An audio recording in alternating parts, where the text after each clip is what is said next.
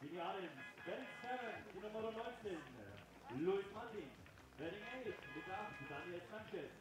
Wedding 9, die 37, Daniel Langhorst. Starting Picture mit der Nummer 22, Christian Totti. Rechte Bank, mit 31, Felder. 40, Linksdienst, 76, Max Boll. Mit der 50, Usewolu. Mit der 40, Schneider.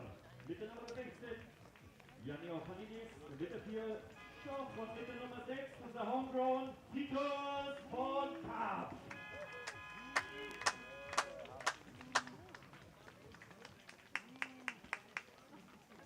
Dann kommt jetzt unsere eigene Line-Up. Die München-Haar Disciples treten an. Mit der Nummer 45, Sky First, Patrick Music. Dann Second die Nummer 72, Second Baseman, Simon Lechner. Dann First die Nummer 10, der Right Fielder, Nexon Thomas. Dann Pro mit der Nummer 26, der Shotstop, Kevin Murphy. Mit der Nummer 36, unser Centerfielder, Joe Rosenthal. Unser Catcher, unser Captain mit der 34, Will Cole. Setting 7, Danny H mit der Nummer 2, Lukas Bickel. Setting 8 mit der 22, First Mr. Wally Wallace.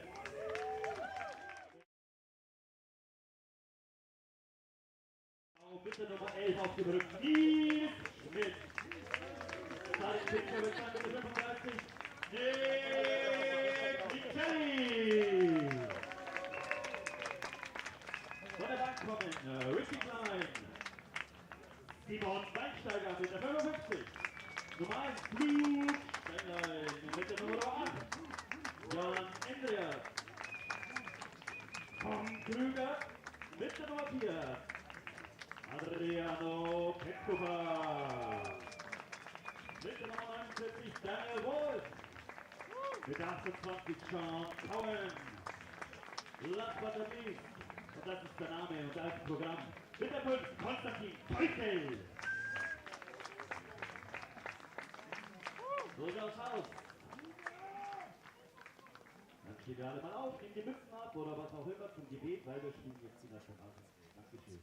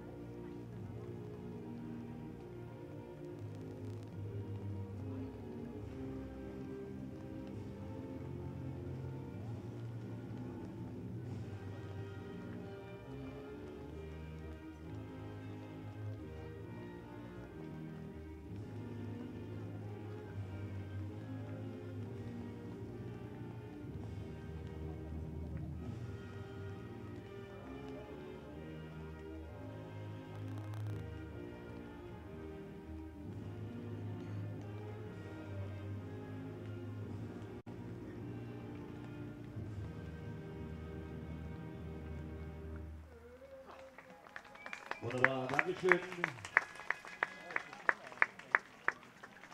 First Pitch wird jetzt noch von unserem Generalkontroll ausgeführt. Ich übergebe das Wort an die Frau. Okay. Liebe Disciples, einen wunderschönen Abend wünsche ich euch und tausend Dank, dass ihr an diesem leider nicht sonnigen Abend bei uns im Stadion seid. Ihr seid die Besten, ihr habt dem Regen getrotzt und wir trotzen dem Regen auch. Wir werden euch ein tolles Spiel bieten, da könnt ihr sicher sein. Tausend Dank, dass ihr hier seid.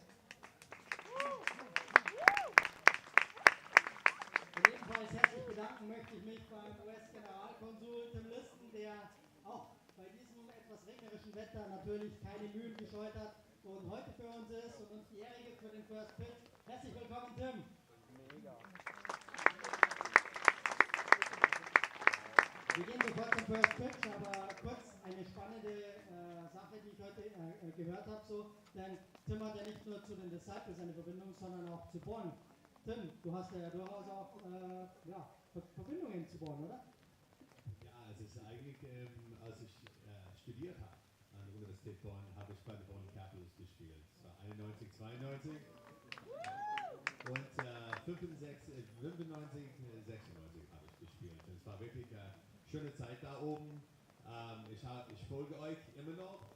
Herzlichen Glückwunsch nachträglich zur Meisterschaft letzte Saison. Das war wirklich toll.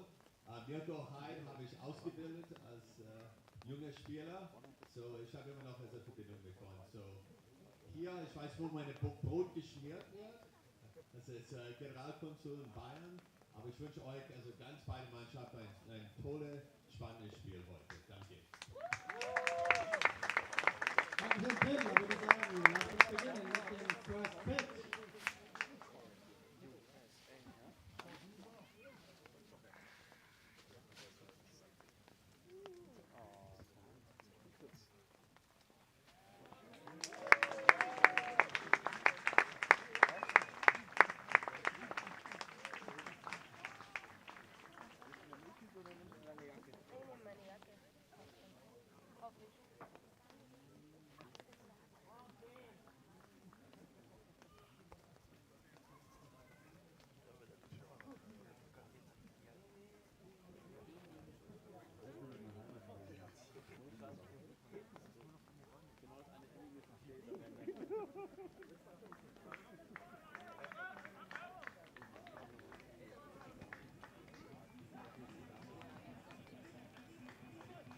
Good afternoon, ladies and gentlemen. Good evening, I should say, as it's about 20 after 5 p.m. here in the lovely town of Haar, a little bit to the east of Munich. My name is Tim Collins.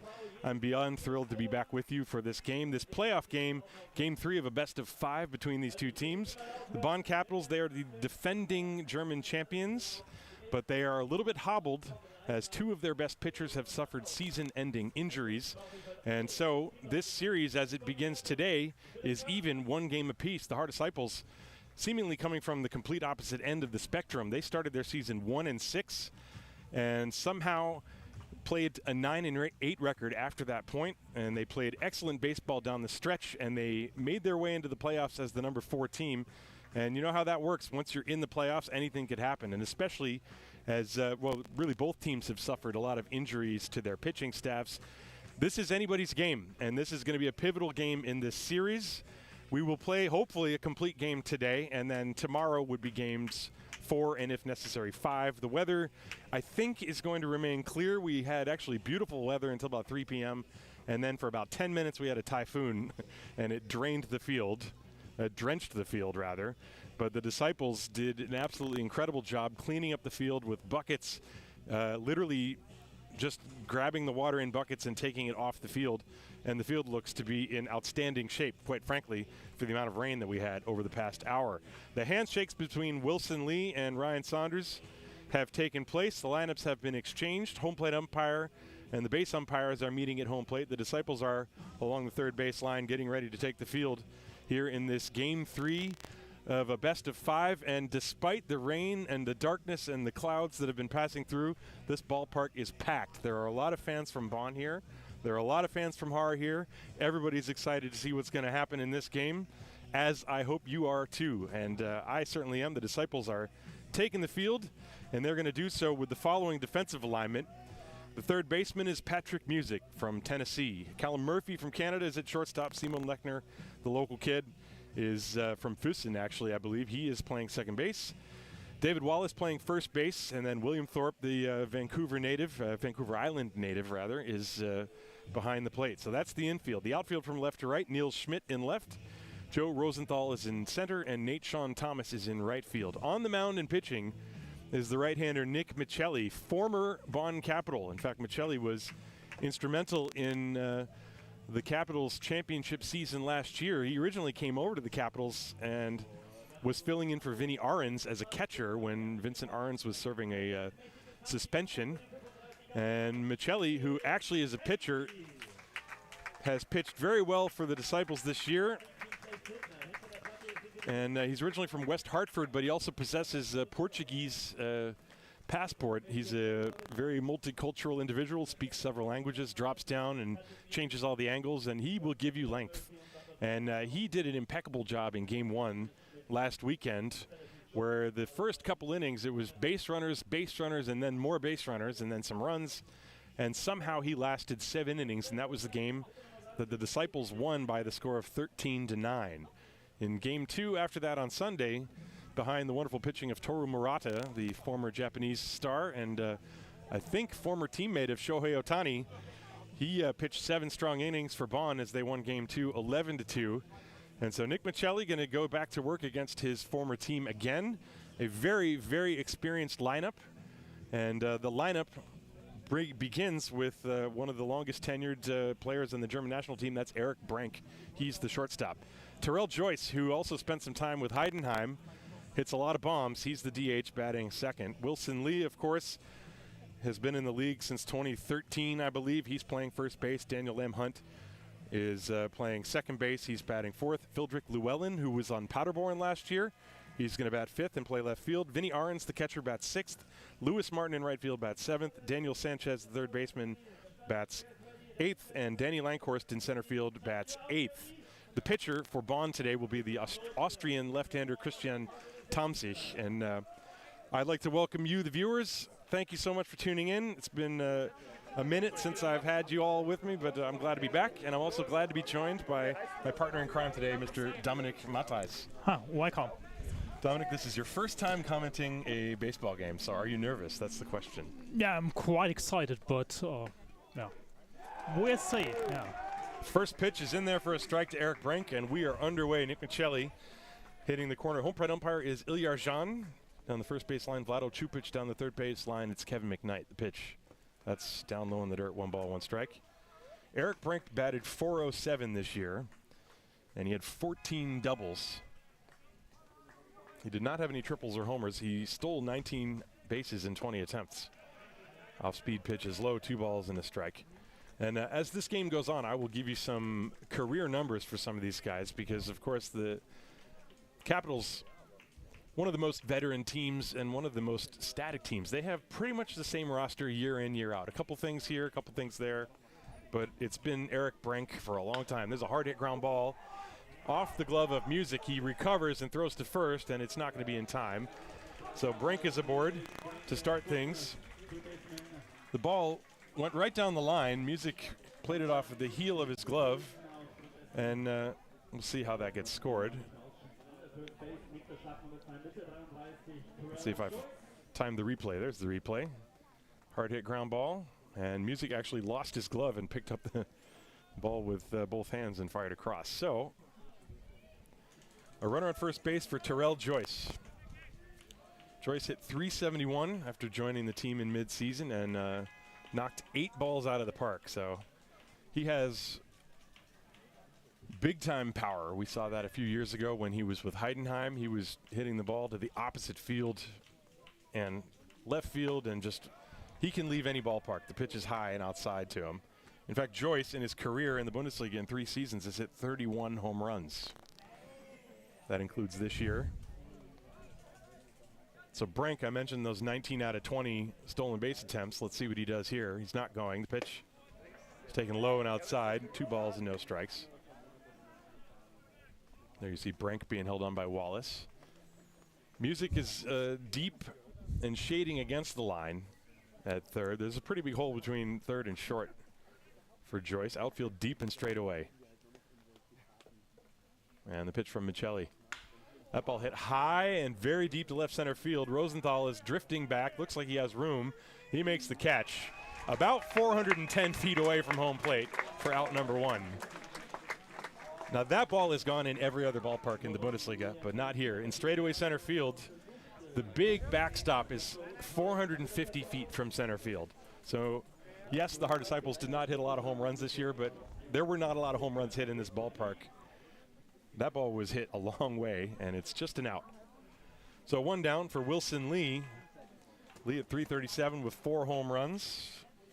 He had 10 doubles. Lee, in his career, this is his 9th season And he's actually 12th on the all-time home run list in the Bundesliga with 56 career. And we'll talk about that again in a minute with Daniel Lamhunt, the next hitter. Wilson Lee has not pitched in a while in the Bundesliga. He used to be a stalwart starter and an excellent left-handed pitcher. There's a check on the runner at first, and he's back.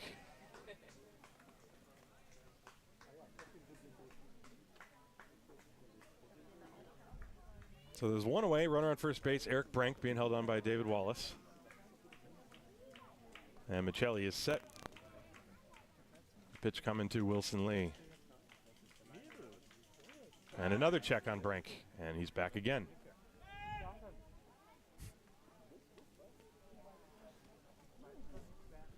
Well, it was a beautiful sunny day until about 3 o'clock. The game was supposed to start at 4, and it took exactly 5 minutes for the field to look like a lake. That's how hard it rained here. But this pitch is a strike at the letters on the inside corner to the dismay of Wilson Lee. 0-1 the count.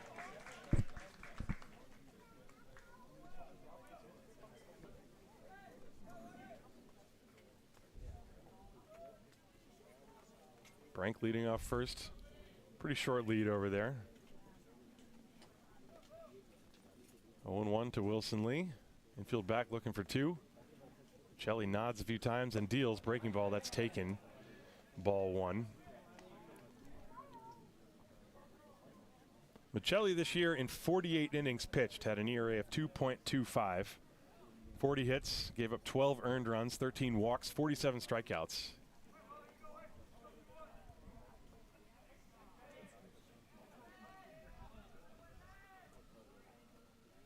And this one is a little bit outside, looked like a slider, trying to catch that outside corner, and it missed for a ball.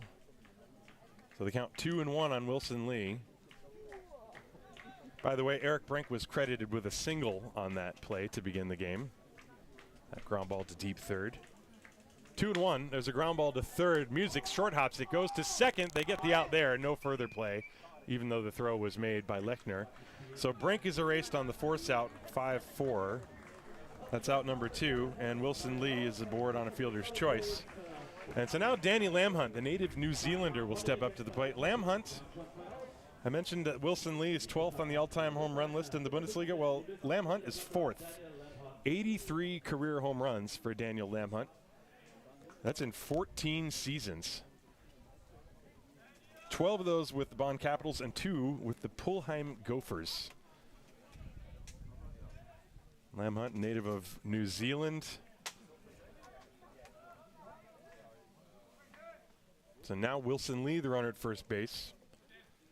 And Lamhunt with 2 outs. The pitch, that's right through there for a strike from Michelli.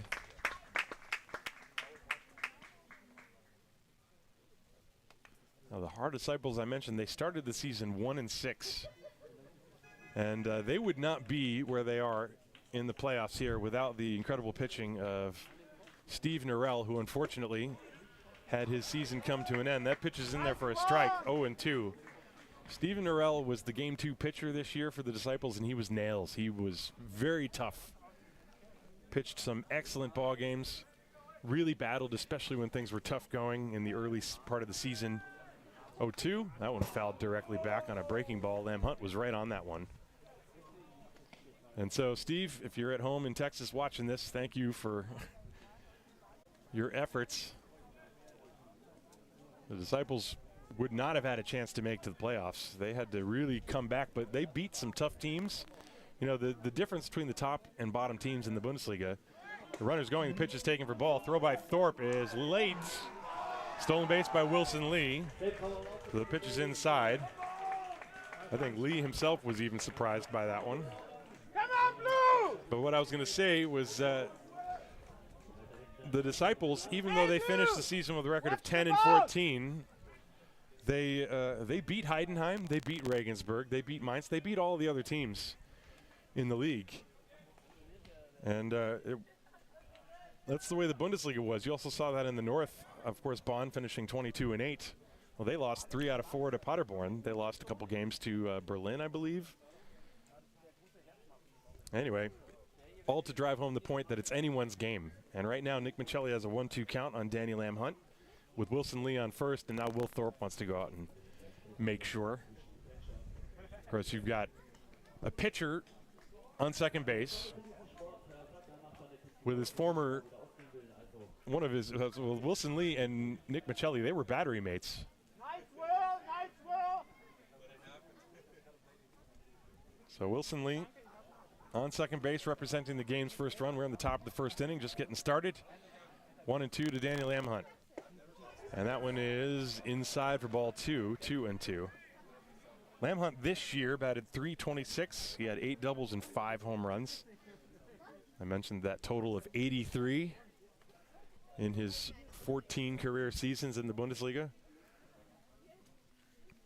He is 4th all time, and that's behind, let's see, off the top of my head, Simon Göring, Gary Owens, and then at the top, it's Max Bolt with 105. The pitch is high for ball 3. 3 balls and 2 strikes. Neil Schmidt in left is actually playing way off the line. Rosenthal in center is maybe 1 or 2 steps towards right field, and Nate Thomas is deep and straight away in right. Full count to Danny Lamb Hunt in the top of the first. Wilson Lee on second base. Here it comes. And a breaking ball, and he stays alive. So this game starting at about 20 after 5. So an hour and 20-minute rain delay. I don't think we're going to have much more rain, but now the issue is it going to stay light enough? 3 balls, 2 strikes to count.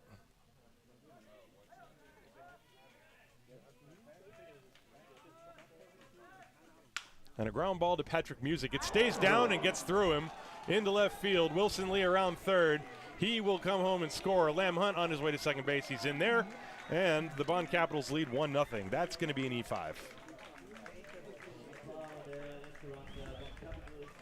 You could see that develop. It hit the lip of the grass and just rolled. And we mentioned that the infield, took a real beating with the rain before the game, but it had been actually taken care of quite well. So I think the dirt had nothing to do with that. I think it hit the lip of the grass and stayed down on Music, who came up on it, and it went right through the wickets.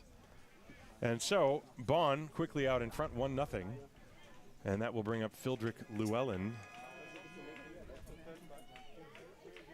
Llewellyn, formerly of Paderborn. Llewellyn batted .344 this year with 3 doubles, 4 home runs. Bonn strikes first here in game 3. And that one is high. 1 ball, no strikes.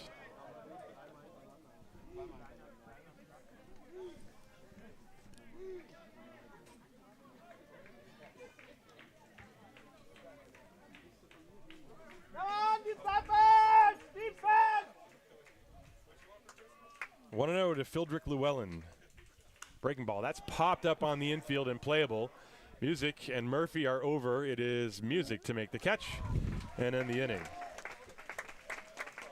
But an unearned run comes around. There was 1 hit, 1 error, 1 left on base. At the end of a half inning of play, it is Bonn 1, Haar coming to bat. This is game 3 of the Bundesliga quarterfinals live on Haar Disciples Baseball, brought to you by the Brauerei Wildbräu. Yeah.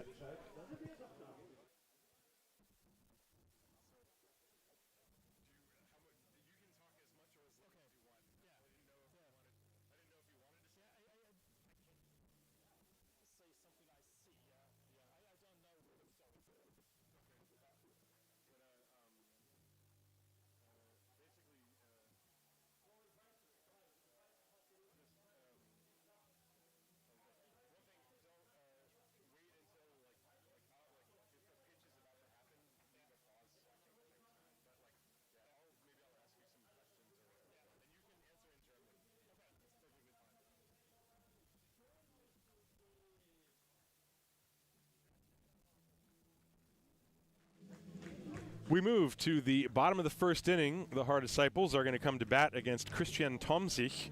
Their lineup starts with Patrick Music, third baseman, bats first. Simon Lechner at second base bats second. Nate Thomas in right field bats third. Callum Murphy, the shortstop, bats fourth. Josef Rosenthal in center field is going to bat 5th. William Thorpe, the catcher, bats 6th. Lucas Bickel, the designated hitter, bats 7th. David Wallace at first base bats 8th, and Niels Schmidt in left field bats 9th. For Bonn defensively, it's Christian Tomzig on the mound. And over the career of his 4 seasons, he has pitched for Bonn off and on for the past 4 years. He's never had a full season with them. They generally have brought him in for the playoffs. He is from Austria. He's 45 years old. He attended Winthrop College once upon a time. And in his 4 seasons career in the Bundesliga, 48 plus innings pitched, ERA of around 5.5, 60 hits, 30 earned runs, and 9 walks. Defensively, he's got Danny Sanchez at 3rd, Eric Brink at short, Lam Hunt is at 2nd, and Wilson Lee at 1st. In the outfield, it's Llewellyn, Langhorst in center, and Lewis Martin in right. And this ball is popped up off to the right. That's out of play. Strike 1 to Patrick Music, who batted .233 this year with 3 doubles, a home run, and 7 for 7 in stolen bases. So Christian Tomzig is going to come in. He also has pitched in Vienna for the Wanderers, and he's a little lefty. Reminds me of Andre Hughes. Got that big curveball, slurve. He kind of hides the ball behind his right shoulder. And it's 0-2 on Music. And that ball lined through the middle. That is into center field, a base hit. So Music is aboard. That was a solidly struck single. That sound good to you, Dominic? Yeah, it was crushed directly between short and second baseman, and there was no chance to prevent that hit. Yeah. And and wie gesagt, du darfst immer auf Deutsch reden. Okay. Dominic is much more comfortable in German, so if I ask you a question, you feel free to answer in German. Ist aber kein Problem. Okay. Simon Lechner jetzt am Schlag, so now I'm going to be switching back and forth. Yeah. So Patrick Music, who, by the way, I mentioned 7 out of 7 in stolen bases. Let's see what he does. Of course, you got the lefty on the mound against Simon Lechner, and there's a strike. Now Tomzig, he's the classic lefty have glove will travel. That's how you continue pitching until your mid-40s. He obviously knows how to throw strikes. I mentioned the 9 walks in 50 innings, and he's thrown another one there to Lechner. Lechner, by the way, led the team, or was second on the team with 22 walks. So he did bat .221, which is not high, but he gets on base a lot. And that's why he's in the number 2 spot. You hear the energy of the crowd. And that time, Music was leaning, and Tomzig threw over there. 0-2 on Simon Lechner. Not the worst time in the world for Music if he wants to try to run. And here comes the pitch. A little sidearm, swing and a miss, strike 3. Down goes Lechner. And that's the first out. So Lechner gone on 3 pitches. That's that sweeping slurve, sweeper, whatever you want to call it. Wie sagt man Sweeper auf Deutsch? Ein kehrendes Slider. Ich weiß nicht, ob es da irgendwie, ob man nah dran kommen könnte an irgendeine Übersetzung. Das ist eine richtige Bogen hat von rechts nach links. Nate Sean Thomas, switch hitter, batting right-handed. Thomas, a down year for him, but it doesn't really matter what he did this year. He, in the past, has shown lots of power. He's been one of the big hitters over the years for the Disciples. Batted .255 this year in limited playing time. This pitch, that one bends across the inside corner, 0-1. Nate Sean Thomas, in his career for the Disciples, he has played 9 seasons, 7 with the Disciples, 2 with Bad Homburg. And he's a career .296 hitter with 21 home runs. And that curve misses the back door. 1 ball and 1 strike from Christian Tomzig. 45 years of age and a little junk baller, but he throws strikes and he knows how to miss the barrel of the bat. And let's see what happens. There's a swing and a miss. Music at first base having trouble getting a read on the left-handed move of Tomzig, it looks like.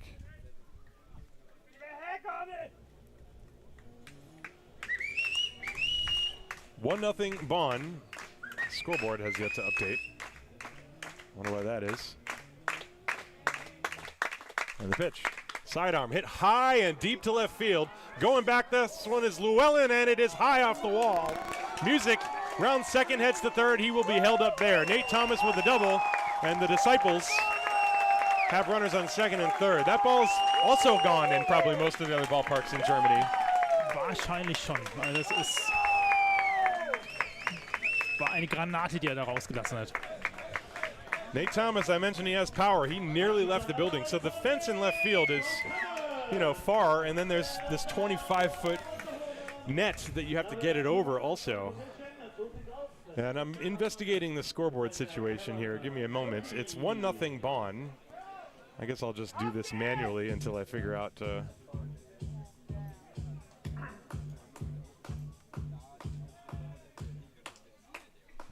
And the pitch is a strike to Callum Murphy. So Nate Thomas with a double.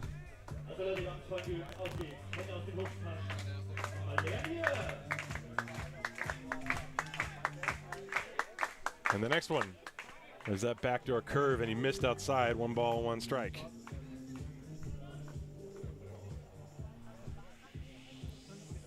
We're in the bottom of the first inning. It is 1-0 Bonn, second and third for the Disciples. A ground ball, left side, and that's through. In to score is Music. Nate Thomas will stop at third base. That ball skipping under the glove of Daniel Sanchez. And right away, we are tied at 1. It wasn't very hard hit. Daniel Sanchez was sliding to his left.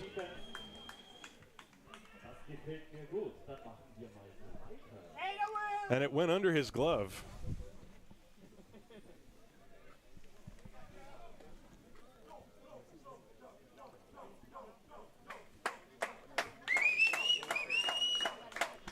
So, first and third, the Disciples have tied the game. I'm going to stick with the manual scoreboard until the easy score thing gets fixed. I'm going to do that between innings.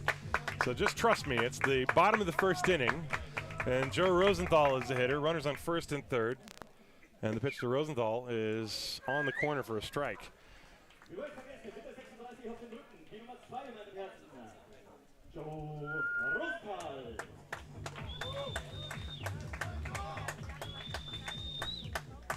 Rosenthal batted 225 this year, and he shows bunt, and he bunts through it, and now they throw behind the runner at first, and he's picked off.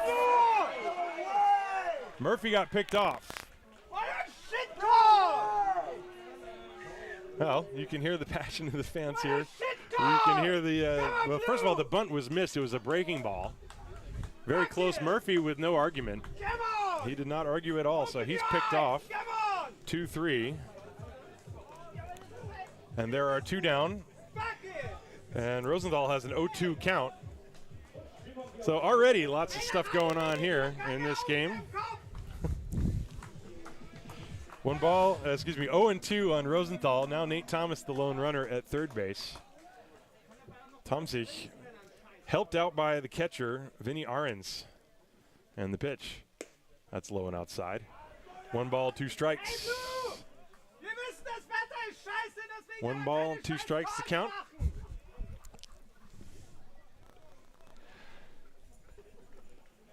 Well, Bonn scored an unearned run in the top.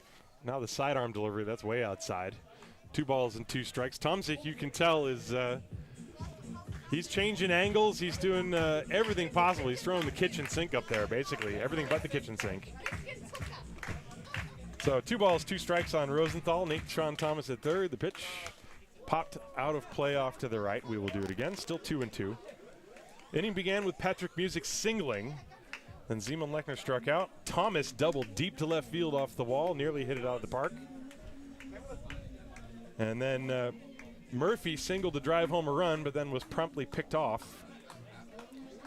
And Rosenthal now with a 2-2 count with Thomas at third. The pitch. That's tapped foul. Rosenthal has a lot of swing and miss in his game, and that's why there's such a low batting average. But when he squares it up, he has power. And he can run. He had 4 doubles and a triple this year, and he was 12 out of 13 with stolen bases. But the low batting average, 225, that's something the Disciples would love to see improve in the future, of course, as would Joe himself.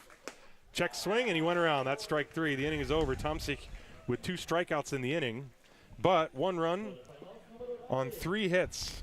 There were no errors and 1 left. We are tied at 1 at the end of 1 inning of play here in Haar. It's Bonn 1, Haar 1. This is Game 3 of the Bundesliga quarterfinal, live on Haar Disciples Baseball TV, brought to you by the Brauerei Wildbräu.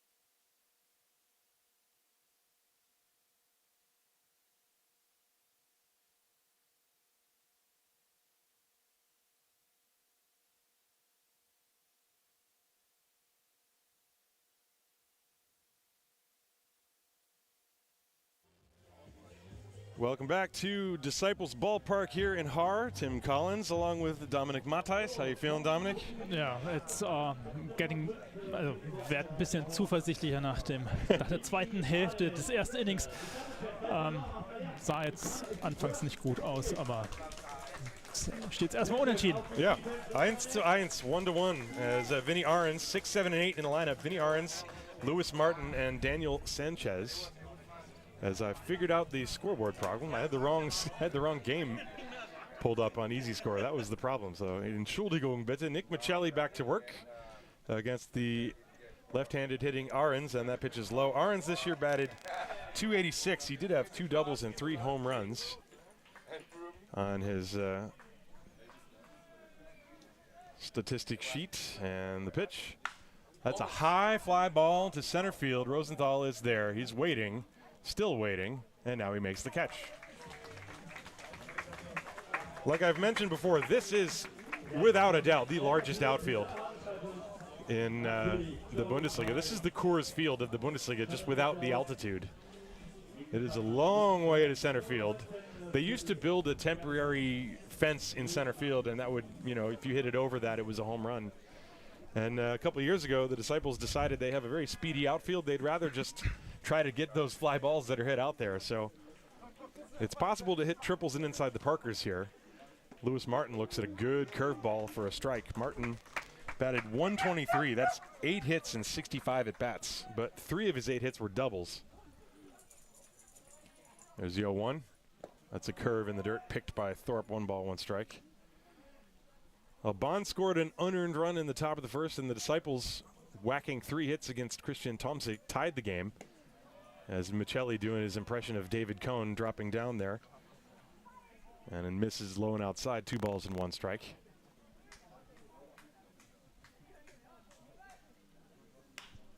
Slicing fly ball to right field. Thomas is drifting over. He's there. He's in foul territory and makes the catch for out number 2. So far, a much smoother beginning to this game than last week for Nick Michelli. Did you see last week's game, Dominic?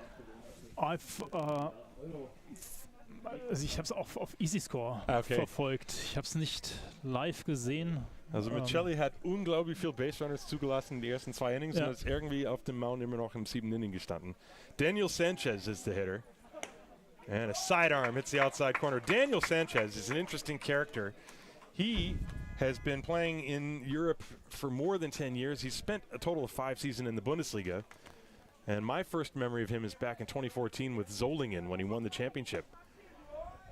Pitches outside. This year he batted .261, but in his career he's been a fantastic hitter and a very smooth defensive player. He's originally from Spain. He's played in Spain, he's played in Italy, he's played for the Spanish national team, and he lines that to left field. It drops for a base hit in front of Niels Schmidt. And so I was about to say, despite his, for him, low average, .261, he's a very good hitter. He actually has a lot of power to all fields, and that one he hit it off the end of the bat, but still lined it into left field for a base hit. So Daniel Sanchez is aboard with 2 down, and now Danny Langhorst. He steps up to the plate. He hit .305 this year. He did have a home run. He is playing center field. And the pitch to him is a curve, and that is taken a bit low. Maybe there was a changeup.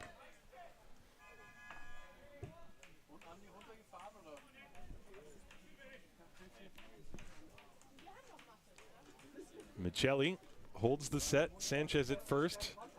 This ball popped foul over our heads, hits the tree, and comes down just a little bit to the right. Strike one.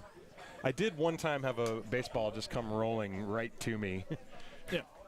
You got to watch out for those tree branches up there, that's for sure.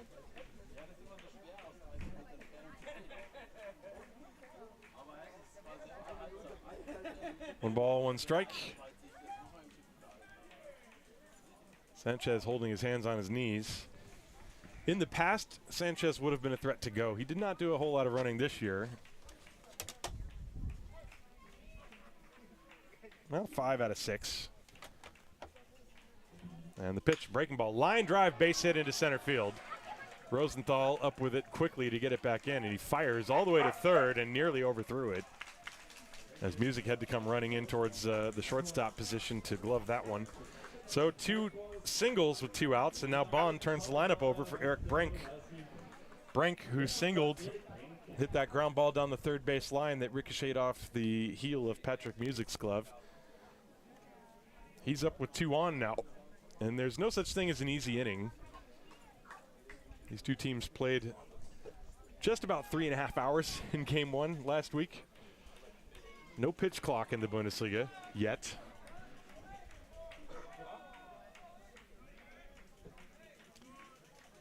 Runners leading first and second. That's Sanchez and Langhorst. The pitch is a breaking ball that's taken low for ball.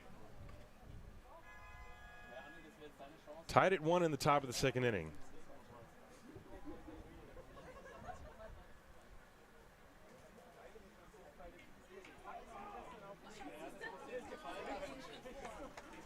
And it's turning into a lovely evening now. There's actually some brighter skies. I mean, the lights are on. The lights really don't help that much in this ballpark, but they're on for what it's worth.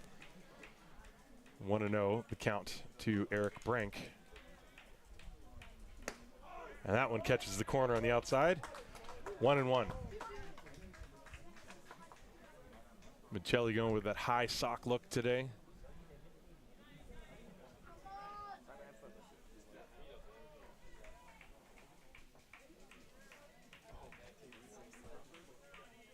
One and one the count. Swing and a miss. Brink very late on that one. I think he was looking for the off-speed pitch. And that one was blown right by him. 1-2. Eric Brink, by the way, in his career, in 10 seasons, is a career .340 hitter. And that is 15th all-time batting average. By the way, in case you're wondering where I'm getting these stats, there's a swing and a foul there from Ty Erickson's wonderful compilation and database. There is a link to it on the Baseball Bundesliga page. You have to click on the menu under stats, and they linked to Ty Erickson's website. And you can find a pretty intense collection of pretty much all the Bundesliga stats, including second Bundesliga, and it's as accurate as anything else that you could possibly find. So maybe there might be a few mistakes or maybe double names here and there, but by and large, it is a really incredible resource that Ty has put together. So if you want to know that Sascha Koch actually has the lowest ERA, or second lowest ERA all time among pitchers over 500 innings pitched, well, that's where you would go to find such a thing out. That's true, by the way. The pitch, breaking ball, line drive down the left field line, fair ball. Coming around third base is Sanchez. He will score. And Lankhorst is being waved around. Now the relay throw to the plate is late. 2 runs have scored on a 2-run double off the bat of Eric Brink. It's 3-1 Bonn. Well, a 2-out single. 2-out rally. 2 singles and a double. And Bonn immediately retakes the lead after the Disciples had tied the game. Brink got a pitch in the middle of the plate. I told you the previous one, he looked like he was looking for the breaking ball. That time he waited on it, and he just kept his hands back and yanked it down the line. And Schmidt had a long way to go to get it, and both runs scored easily. So now Brink is at second base for Terrell Joyce. Bonn leading 3-1 now. We are in the top of the second inning. Joyce flied to deep center field his first time. And a fastball missed upstairs and inside. 1-0. Michelli is a guy who needs to change speeds. That was a good pitch, even though it wasn't called a strike. It was up and in, but it had good velocity on it. And so at the very least, it sets Joyce up for maybe something down and away like that. But he did not swing at it, so they count 2-0.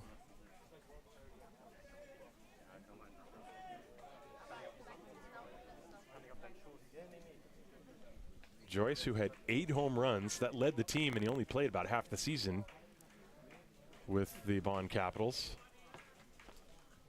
Breaking ball, that missed low, 3-0. Joyce doesn't get much easier after Joyce. You have Wilson Lee and then Danny Lamhunt. It's a strong lineup for sure for Bonn. 3-0 with Brink out on second base. And that's upstairs. I think Joyce probably had the green light if he wanted it. And so looked like Michelli and Thorpe wanted to be very careful with Joyce. I'm not going to say they pitched around him, but they definitely did not want to leave anything in the middle of the plate. After all, he did hit the ball 400 feet his last time. And now Ryan Bollinger out of the dugout, pitching coach, to chat with Nick Michelli. Bollinger, of course, no stranger to the Bonn Capitals. The last time the Disciples and the Capitals faced each other was in the semifinal in 2017, and that series went all the way to Game 5, and that was the magical season of, well, basically the Ryan Bollinger season. Ja, erinnere mich noch gut dran. Das ist, hat ja fast alle Rekorde der Bundesliga damals gesprengt. Der hat so gut gepitcht, dass der eigentlich einen Tag als New York Yankees Pitcher erleben dürfte. Kurz danach, der hat ein Jahr später hat er einen Vertrag mit den New York Yankees unterschrieben. Just talking about Ryan Bollinger, the pitching coach for the Disciples, is back to the dugout. But back in 2017, he pitched so well here that he attracted the attention of international scouts and eventually spent a day as a New York Yankee. He was in the bullpen for a game in 2018, since has pitched in Taiwan, and now he's back in Haar. Anyway, Wilson Lee with 2 on and 2 out. Lee reached on a fielder's choice, and that one is right in there for a strike from Michelli. Lee has a world of power. I mentioned his 56 career Bundesliga home runs.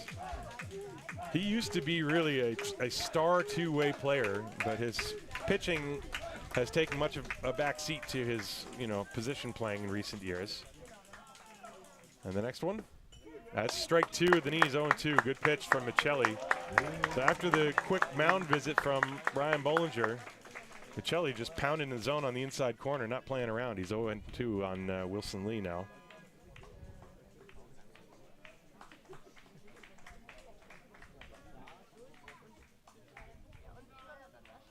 And the next one, curveball. That one is tapped foul at the plate. Looked like it got a piece of Lee. And he also is grabbing at his side as he swung at that one. Let's take a look at that. That was a breaking ball, and I think it was in a hittable spot.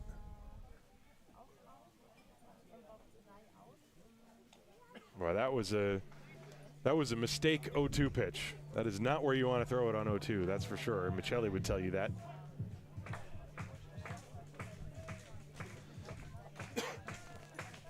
Still 0-2 on Wilson Lee. 2 outs, 2 on. Brink and Joyce, the base runners. Nobody holding Joyce on. Long hold now, the pitch. A little squibber back to the mound. Michelli up with it, throws to first, and the inning's over.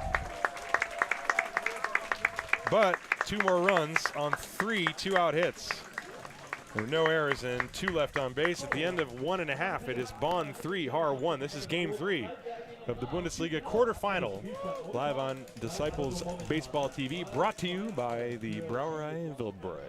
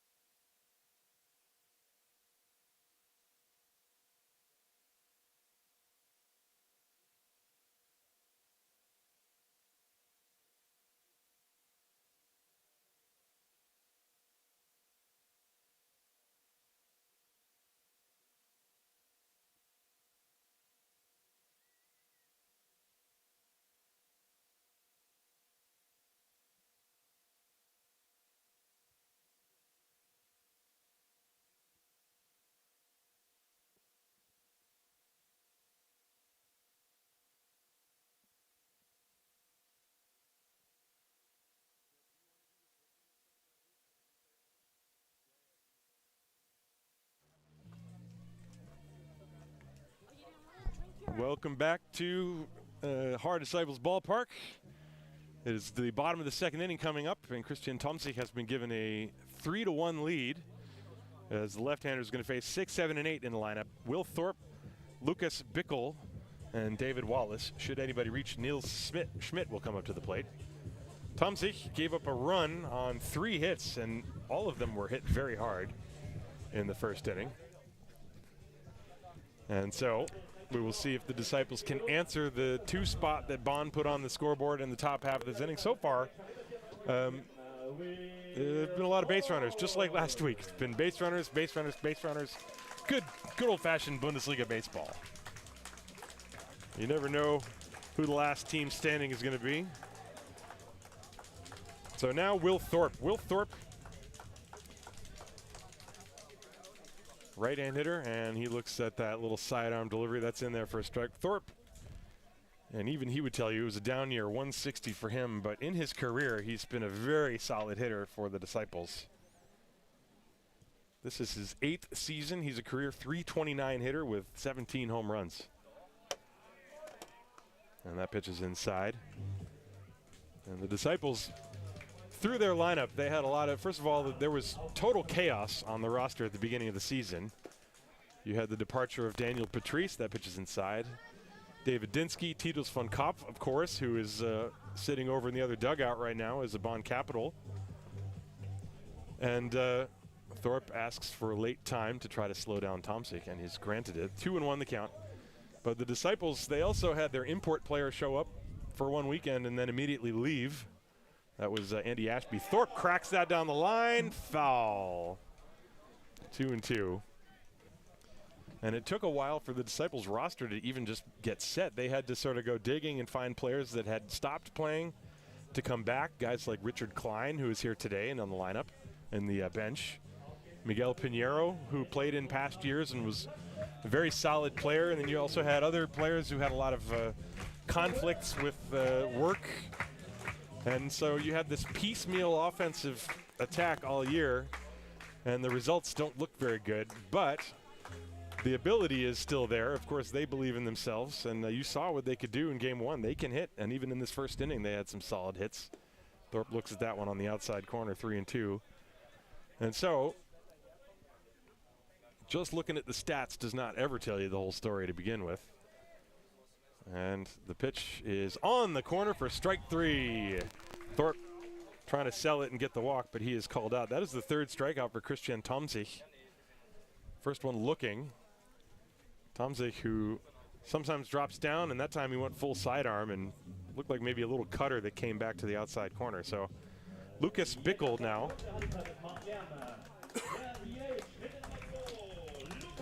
Bickel, who batted .224, had a couple of doubles. He also had part-time duties this season. Came over from Austria last year.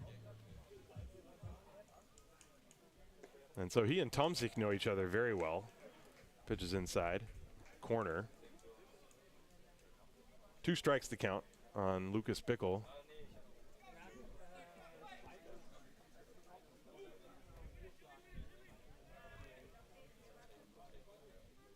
And the next one. That's high and outside. 1 and 2. The Bonn Capitals have won the Bundesliga finale twice in their history. There's a curve. That one is outside. Ball 2, 2 and 2. In fact, the Capitals have appeared in the finale 6 consecutive years. So every year since 2017, it's almost every time been Bonn versus Heidenheim. Last year was versus Paderborn. Ground ball to third, fielded by Sanchez. He throws to first in time. And that is out number 2. In 2017, Bonn lost to Heidenheim in 5 games. In 2018, they won, and that was their first ever Bundesliga championship. That was a 5-game win. They lost in 5 games in 2019. They were swept in 2020.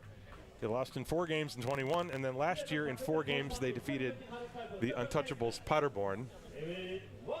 And that was their second ever Bundesliga championship. The Disciples, well, the closest they ever came was in 2017 when they took Bonn to Game 5. And that was really a very exciting series. It featured close ball games. I think one of the games was 2-1 in 10 innings with Marcus Solbach. And then Ryan Bollinger throwing a 3-hit shutout. There's a curved ball that's taken low. And the final game, that Game 5, I think was scoreless until the 7th inning when finally Luke Steinlein ran out of gas. And that season came to an end. But then the Bonn Capitals went on to nearly knock off the Heidi Cup for that year. Pitches high and outside, 2-1. And so the Disciples have never been to the finale. The Capitals have been there 6 years in a row, but have only won it twice. There's a swing and a ground ball to third, and it's off the glove of Sanchez. He recovers and still is able to make the play to first base to get Wallace. So Sanchez had plenty of time, and it becomes a 1-2-3 inning for Christian Tomsich, and we will go to the 3rd inning. It is Bonn 3, Haar 1. This is Haar Disciples Baseball, brought to you by the Brauerei Wildbräu.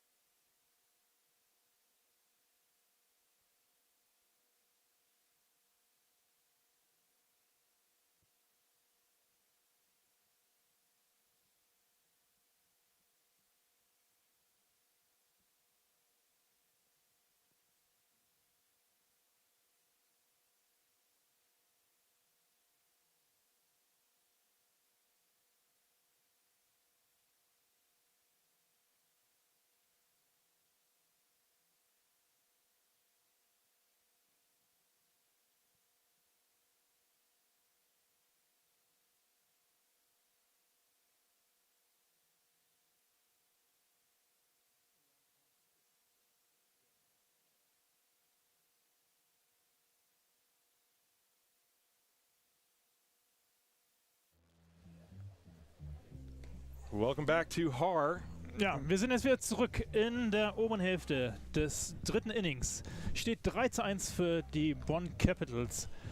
Der nächste Schlagmann für die Capitals ist Daniel Lamp-Hunt. That's correct, and that voice that you were hearing, that's Dominic Matthijs, who's going to take over. I unfortunately have to leave in a few minutes. I know that's something that the Disciples fans are getting sick of hearing, but yeah. The broadcast will remain on. And Dominic, your first ever attempt at commentating, so have fun. I'm sure it'll be phenomenal, and I know you're going to have a lot of fun. So, yeah, here we go. Dominic, take it away. Musst du auch nichts sagen, wenn nichts passiert. Ist okay. Und jetzt, das ist der erste Ball hier für Daniel Lamp-Hunt. Der war eindeutig zu hoch. Das ist. Lamp-Hunt reached on that error, and that's how the run scored. Das ist jetzt der zweite Ball und ja, ich glaube, dass ich hier gerade so in Hilfe so einen Blick von Nick Michelli Richtung Bullpen, Richtung Ryan Bollinger gesehen habe. Well, I think Michelli's out there for as long as he can possibly be. That's for sure.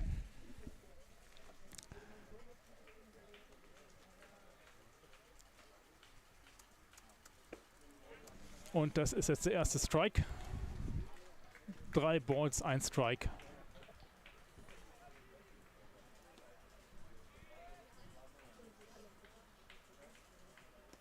Und das ist Ball 4 und somit der Walk für Daniel Lampant. Der jetzt die erste Base erreicht ohne... Is tie? Sorry, wrong button. Oh, okay.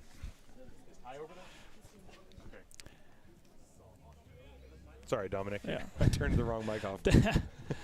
Alles gut. Der nächste Schlagmann für die Capitals ist Frederick Levelin.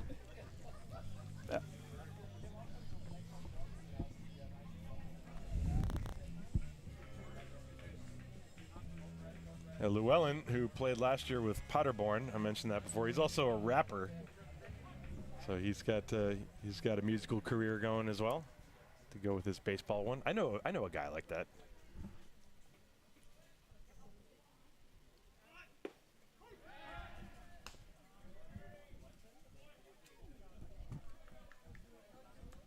Das war jetzt der Pick-Off-Versuch an der ersten Base, aber es war zu spät.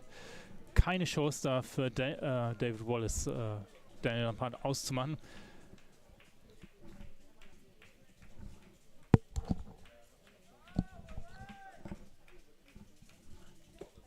Und das ist jetzt der zweite Strike.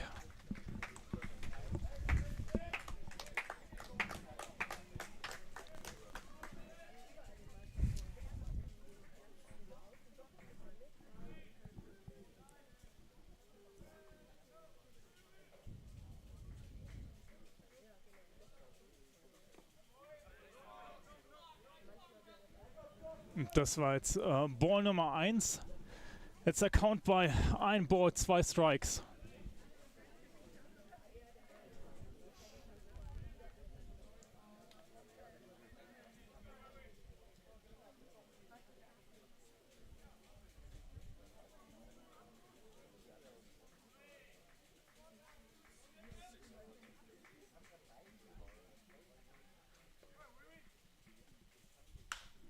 So, und das ist ein weiter Schlag ins Right Field, wo Nate Thomas steht und den Ball aus der Luft fängt. Somit das erste Aus für die, dass die Haar Disciples geschafft haben. Ein Aus, Runner auf 1 und der nächste Mann, Mann am Schlag ist Vincent Ahrens.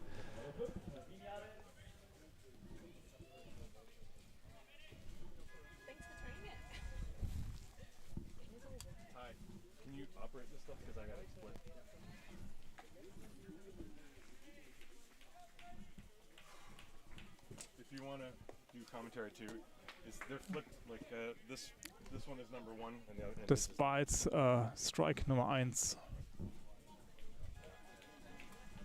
Sorry, I'm gonna leave the scorebook there. So yeah. Yes. I need my phone now. Can I take the charger? Do you need a charger for this? Oh. Das war jetzt der Bunt und der Sacrifice-Bunt von Vinny Ahrens. Er hat damit Daniel Lampant auf die zweite Base geschoben. Jetzt 2 aus, Runner auf 2 und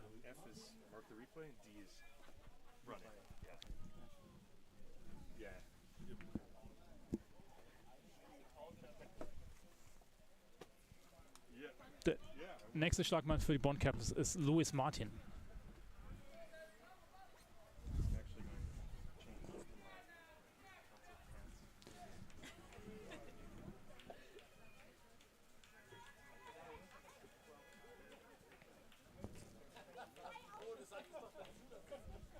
So, Louis Martin ist jetzt das zweite Mal am Schlag. Im zweiten Inning hat er ein Flyout ins Right Field.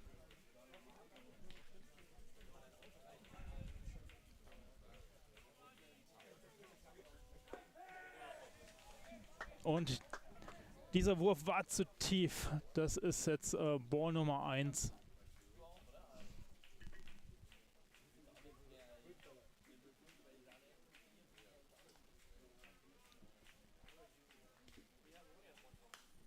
Und der nächste Ball fliegt hier weit über den Zaun Richtung S-Bahn. Das ist jetzt Strike Nummer 1. Der Count: ein Ball, ein Strike.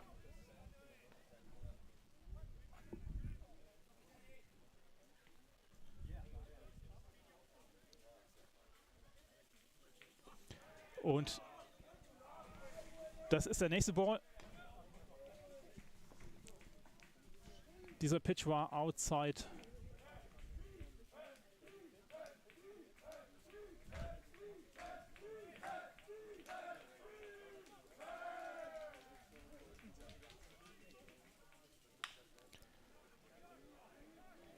Und das ist der Schlag Richtung Centerfield. Vom Shortstop gefädelt und auf 1 zu David Wallace geworfen. Und das war jetzt aus Nummer 3. Wir sind gleich zurück. Und wie immer wird alles präsentiert von der Brauerei Wildbräu.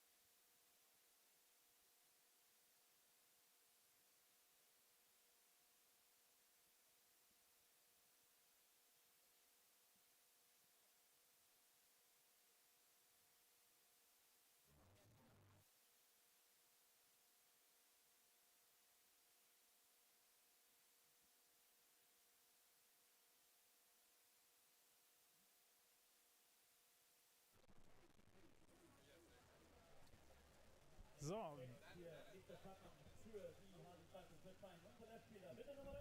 Hier. Hallo liebe Zuschauer, Ty Erickson hier. Ich werde für Tim übernehmen, während er heute Abend arbeitet.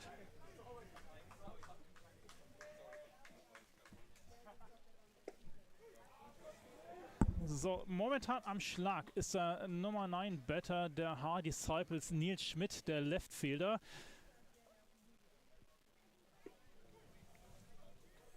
Und das war jetzt gerade schon der zweite Strike für Nils Schmidt. Nils Schmidt hat diese Saison ein Batting Average von 102.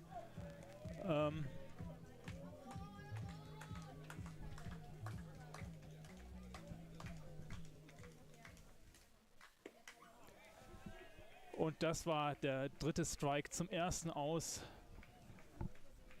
Und jetzt geht es wieder oben in der Betting Order los mit Patrick Music. Patrick kam relativ spät zum Verein dieses Jahr, Mitte der Saison. Wichtiger Infielder für die Disciples.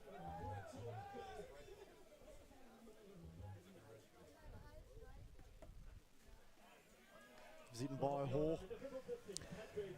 Ja, ein Ami auf der linken Seite vom Infield zu haben, ist sehr wichtig. Und mit Will Thorpe als Catcher hinter der Platte für die Disciples dürfen die keinen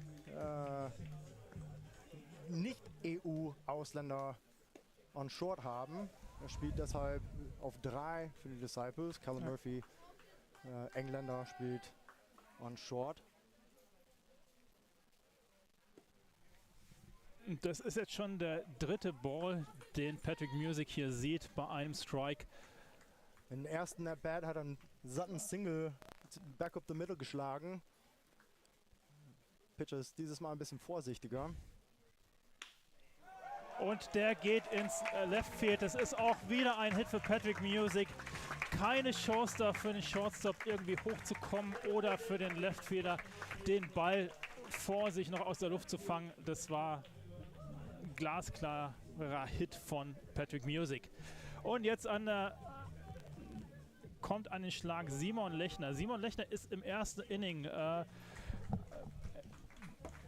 war es ein Strikeout für ihn.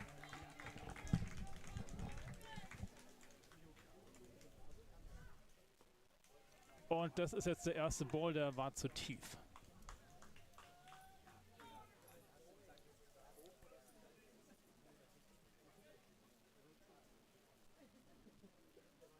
Und das ist der Pick-Off-Versuch an der ersten Base. Aber kein Problem für Patrick Music, da rechtzeitig zurückzukommen.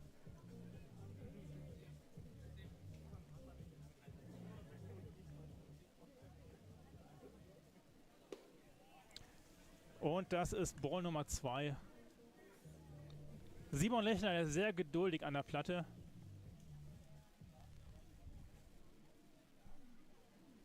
Hatte diese Saison auch schon 22 Walks. Er zeigt auch seine Geduld. Ja. Er wartet auch gern, bis er auch einen freien Base bekommt.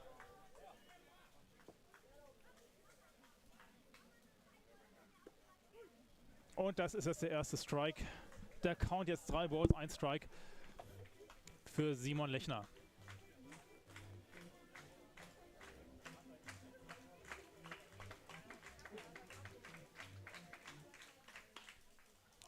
Und das ist die Chance auf ein Double Play.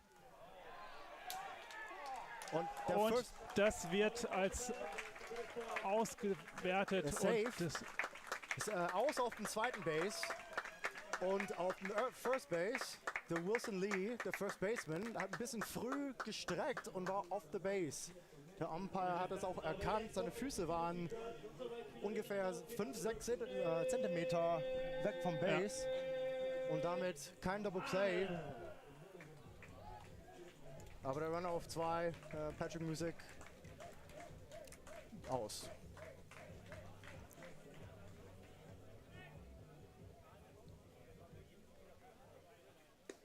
Ja, jetzt am Schlag für die Disciples Nate Thomas. Nate in seinem ersten At-Bat hat ein Double an linken Left Field Zaun gehauen. ist auch so ein Schlag, der woanders wahrscheinlich ein Home Run gewesen wäre. Hier jetzt auch nochmal der Versuch, Simon Lechner an der ersten Base auszumachen. Ein sneaky Backpick vom Catcher Vincent Ahrens.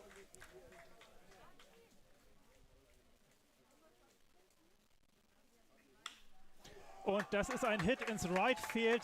Simon Lechner erreicht die zweite Base. Nate Thomas ganz, ganz locker auf der ersten Base. Schauen wir es nochmal an. Nate Thomas, ein Switch-Hitter, schlägt heute von der rechten Seite. Gängig für Switch-Hitters. Want to face the pitcher that's throwing from the opposite side. So with the lefty pitcher. Ein Switch-Hitter schlägt normalerweise von der rechten Seite. Und jetzt ist Callum Murphy am Schlag. Foul ball down the first baseline.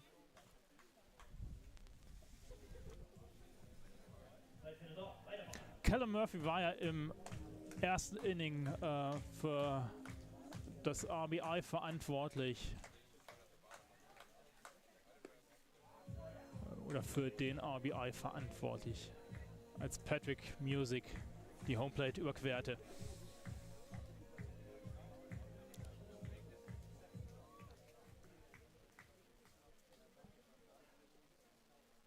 Und der Wurf war auch outside. Runners auf 1 und 2 für den Disciples. Sean Thomas auf 1. Simon Lechner auf 2. 2-1 Count.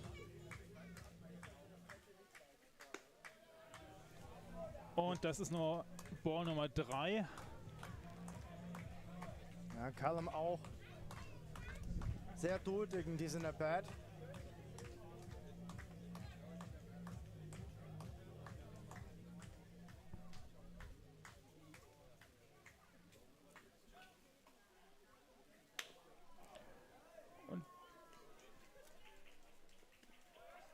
das ist der Wurf an Base Nummer 1 zum dritten Aus. Die Disciples bleiben in diesem Inning ohne Run. Steht weiter 3:1 für die Bonn Capitals nach 3 gespielten Innings. Wir sind gleich wieder zurück.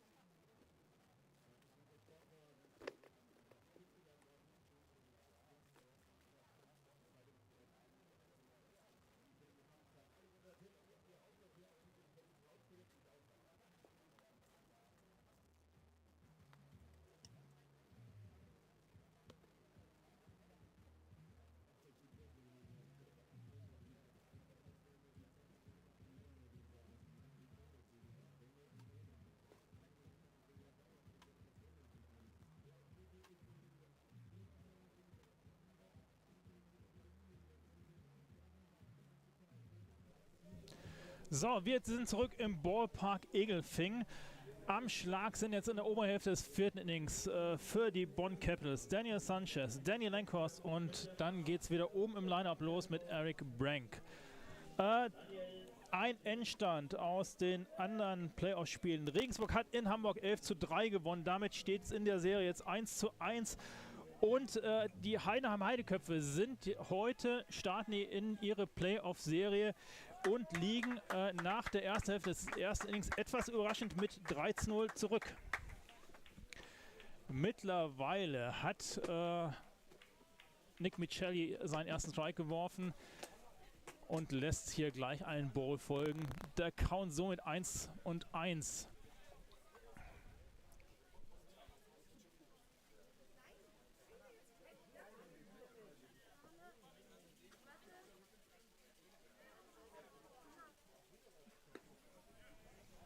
Und dieser Wurf war outside zum Ball Nummer 2.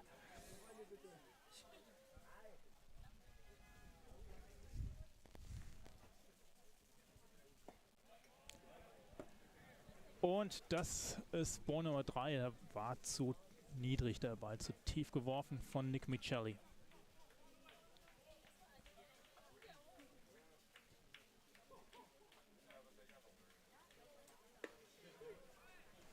Und das ist Strike Nummer 2. Somit Full Count für Daniel Sanchez. Michelli mit einem Fastball inside Corner zum Full Count. Und jetzt ein Ball ins Centerfield zum Flyout.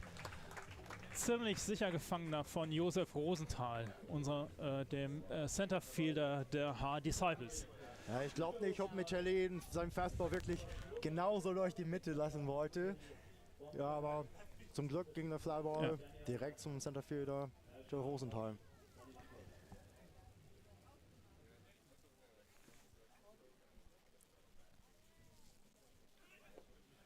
So, jetzt am Schlag für die Bonn Capitals. Der Centerfielder Danny Lankhorst sieht hier seinen ersten Ball.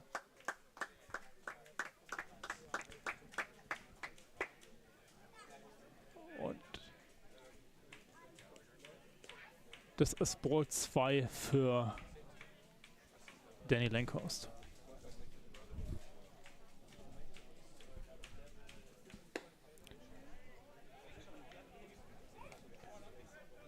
Jetzt der Count, 3 Balls, kein Strike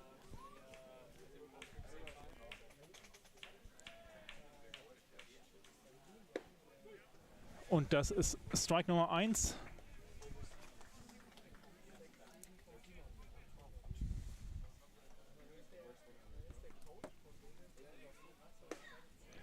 Und das ist der nächste Walk für die Bonn Capitals. Somit der Runner auf 1. Nächster Schlagmann ist Eric Brank. Micheli kämpft gerade mit seiner Kontrolle.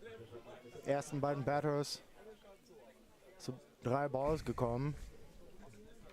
Struggled ahead of the batters zu kommen.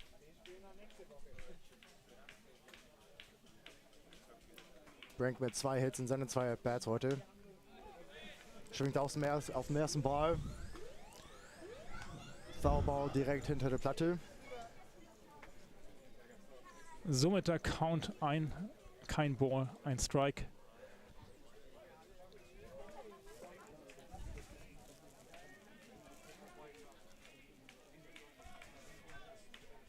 Eric Brank ist heute schon das 3. Mal am Schlag, ist 2-mal auf die Base gekommen.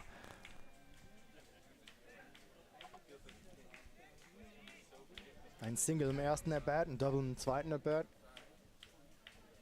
Und damit auch verantwortlich für die 2 Runs, die Bonn Capitals zu ihrer 3:1 Führung gescored haben im 2. Inning. Jetzt der Pick-Off-Versuch an der ersten Base, aber Danny Lankhorst ist rechtzeitig zurück.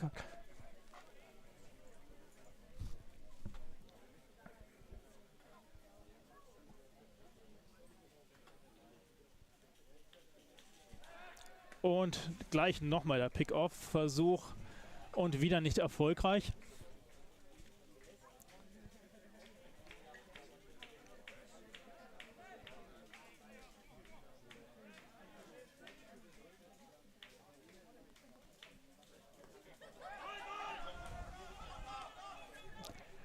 Und jetzt ein Ball. Passball sogar. Ja. Und da hat, glaube ich, Will Thorpe einige Zeit gebraucht, bis er den Ball gefunden hat und unter Kontrolle gebracht hat. Aber Danny Lankhorst konnte daraus keinen Profit schlagen.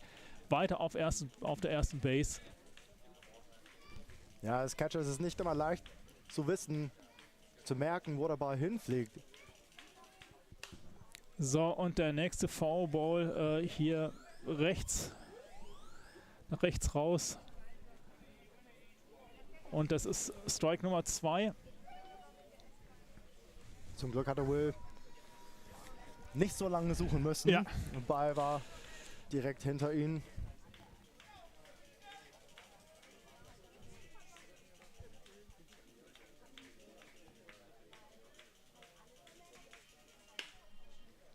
Und das ist das Flyout. Also ein stark geschlagener Ball. Super gefangen von Patrick Music, der da hochspringt, den Ball aus der Luft pflückt und zurück auf die erste Base wirft, wo Danny Lankhorst schon unterwegs Richtung 2 war, aber es dann noch rechtzeitig zurück auf die 1 geschafft hat. Das war Ganz starkes Aus von Patrick Music. Ja, sehr wichtig. So ein satter Schlag die Linie entlang wäre sicherlich Extra Bases gewesen. Ja.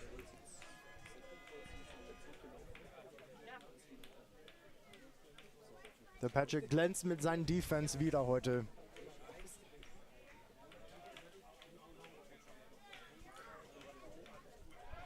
Und nochmal der Pick-Off-Versuch an die erste Base, aber Danny Lankhorst ist wieder rechtzeitig zurück. Nick Michelli versucht da den Runner kurz zu halten.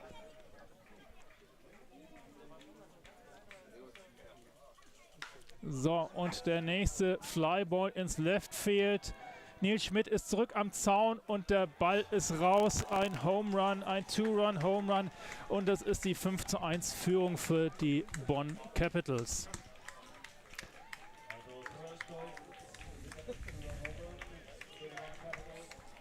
Eric Brank mit 4 RBIs heute. Das ist Joyce. Das ist ein Home Run von Terrell Joyce. Ja.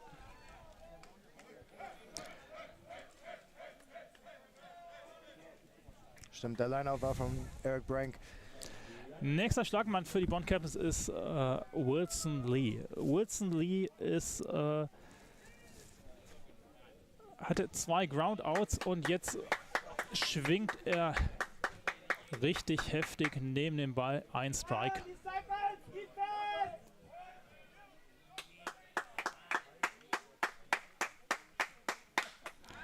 Und das ist wieder ein satter Schlag. Nie. Oh, das ist jetzt so, dass Joe Rosenthal konnte den Ball nicht aus der Luft fangen. Und das ist ein Triple für Wilson Lee. Ganz stark geschlagener Ball des Bonner First Baseman hier ins Centerfield. Ja, viel weiter kann man den Ball nicht schlagen. Das ist bestimmt über 400 Feet in Left Center Field. Da am Softballfeld Dugout. Ja. Und Joe Rosenthal hat wahrscheinlich erkannt, dass er auf dem Warning Track war. Und er war ein bisschen zu hoch am Zaun, ihn sicher zu fangen.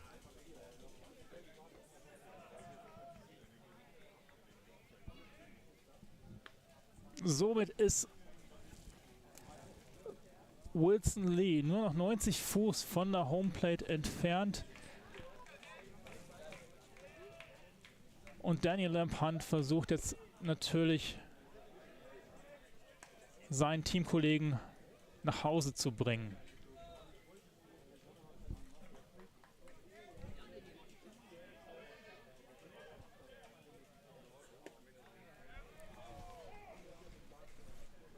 So, das war ein Strike. Der Count 1-1.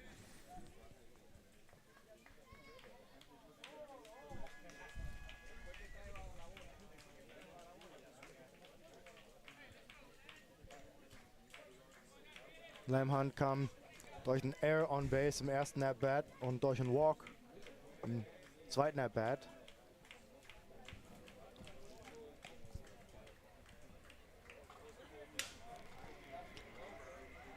So, das ist ein Groundball zum Shortstop Callum Murphy. Der wirft den Ball zurück an die erste Base zum 3. Aus. Somit bleibt es weiterhin beim, also was heißt weiterhin? Die Bonn Capitals haben 2 Runs gescored. Steht 5:1 für die Capitals. Die Haar Disciples haben jetzt dann in der Unterhälfte die Möglichkeit, den Rückstand zu verkürzen. Und das Ganze wird wie immer präsentiert von der Brauerei Wildbräu. Wir sind gleich zurück.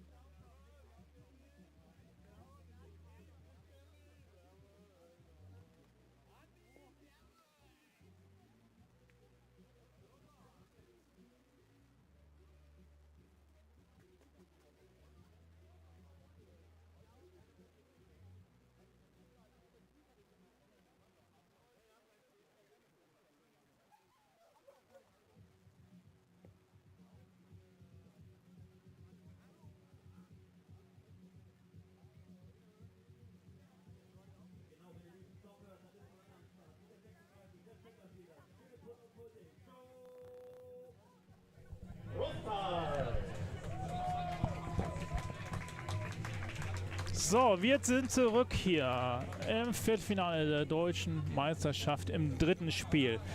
Wir sind in der unteren Hälfte des 4. Innings. Am Schlag für die Haar Disciples ist der Centerfielder Joe Rosenthal.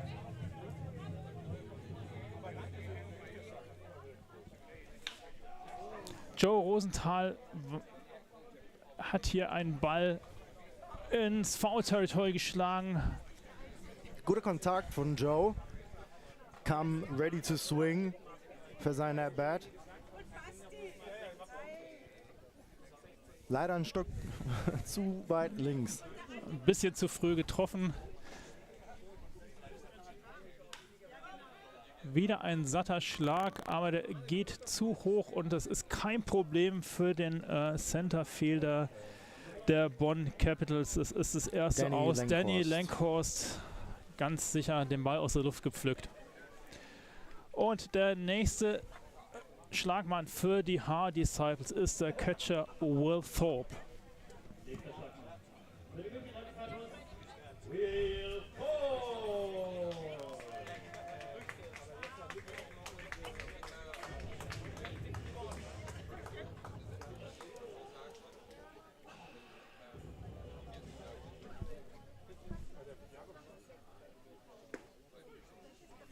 Das ist der erste Strike für Will, den er da sieht.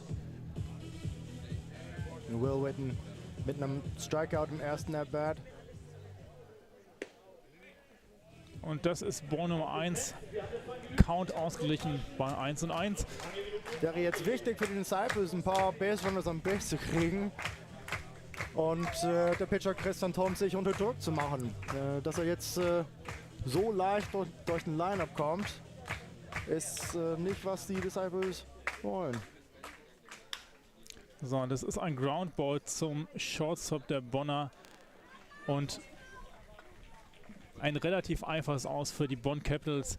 Damit 2 Aus für die Haar Disciples und jetzt kommt der Designated Hitter Lukas Bickel an den Schlag.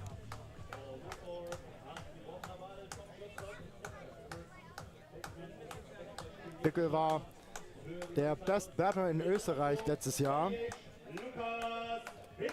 Hat in dieser Saison einen Schlagdurchschnitt von 224, war Mitte der Saison aber wesentlich besser. So, das ist ein Groundball zum Third Baseman und das ist das dritte Aus. Es waren 3 schnelle Aus. Zu schnell. Ja. Zu schnell für meinen Geschmack. So, wir sind gleich wieder da. Präsentiert von der Brauerei Wildboy.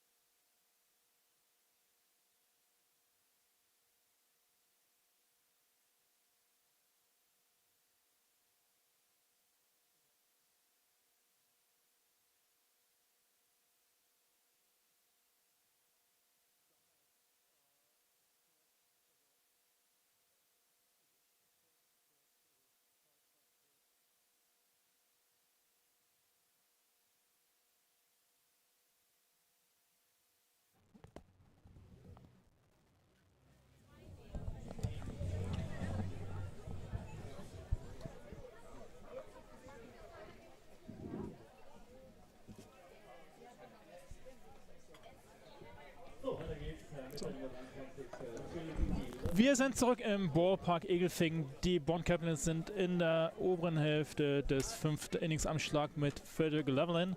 Und der schlägt gleich auf den ersten Pitch und das ist ein Flyout für Nils Schmidt, den Leftfielder der Haar Disciples. Das erste schnell aus. Nächster Schlagmann für die Bonn Capitals ist der Catcher Winnie Ahrens.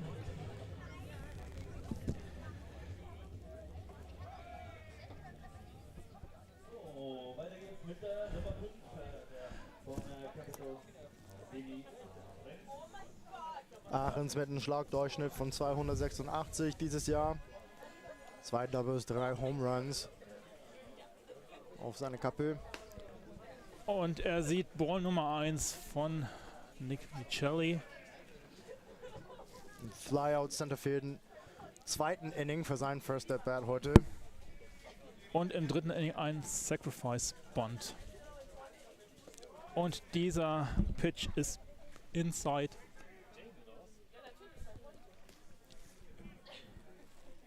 Ball Nummer 2. Der Count 2-0.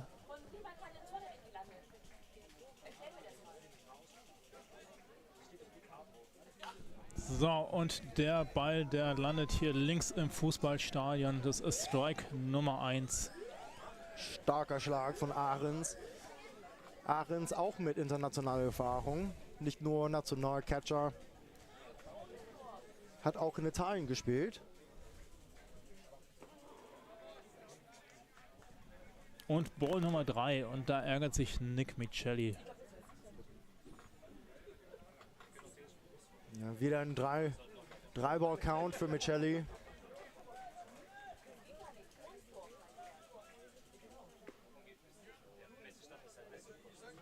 Foul-Tipp. Und somit ist der Count voll. 3 Balls, 2 Strikes. Bei einem Aus, kein Runner auf Base. So, und jetzt nimmt er den Walk. Michelli ärgert sich gerade. Er weiß, dass er muss mehr Balls, mehr Strikes werfen. Ja. Er muss früher ahead of the count, ahead of the batter sein, damit er tiefer ins Spiel werfen kann. Nick Michelli normalerweise ein Pitcher, der sehr wenige Walks zulässt. Und jetzt ist Louis Martin am Schlag.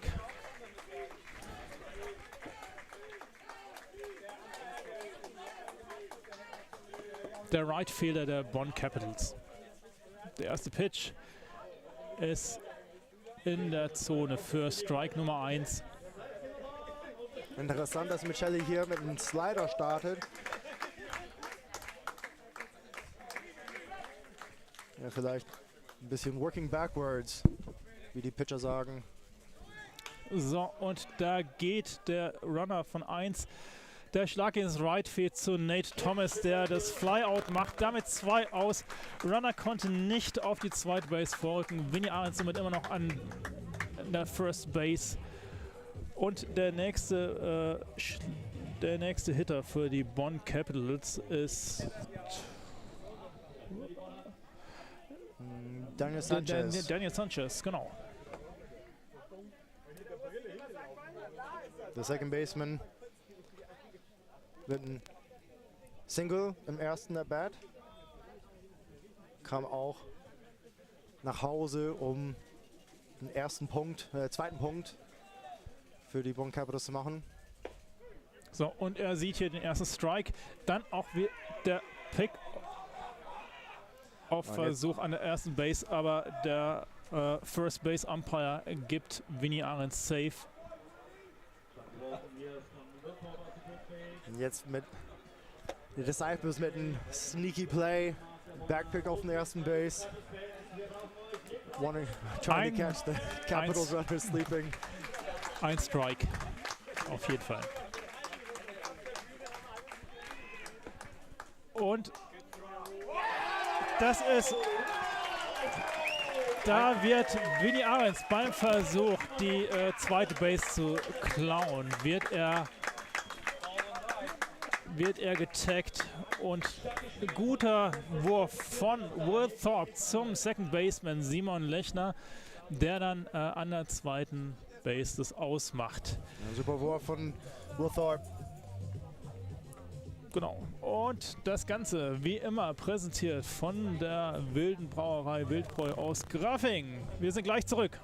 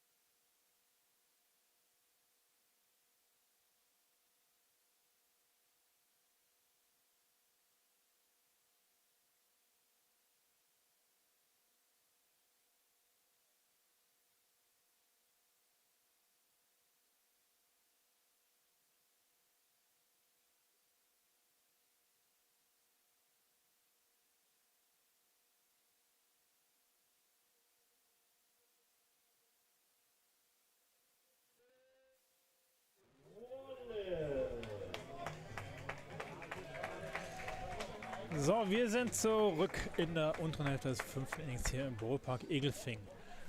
Und am Schlag ist der First Baseman der Haar Disciples, David Wallace. Auf dem Mount für die Bonn Capitals immer noch Christian Tomsich, der österreichische Left-Hand-Pitcher.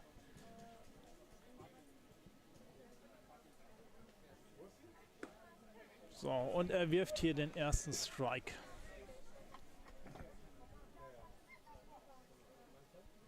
Disciples haben First Base by Committee dieses Jahr. Keinen festen First Baseman. Wallace mit 33 At-Bats dieses Jahr. War früher Stammspieler in der Kader, aber dieses Jahr mit weniger Playing Time. Hier trifft er den Ball richtig satt und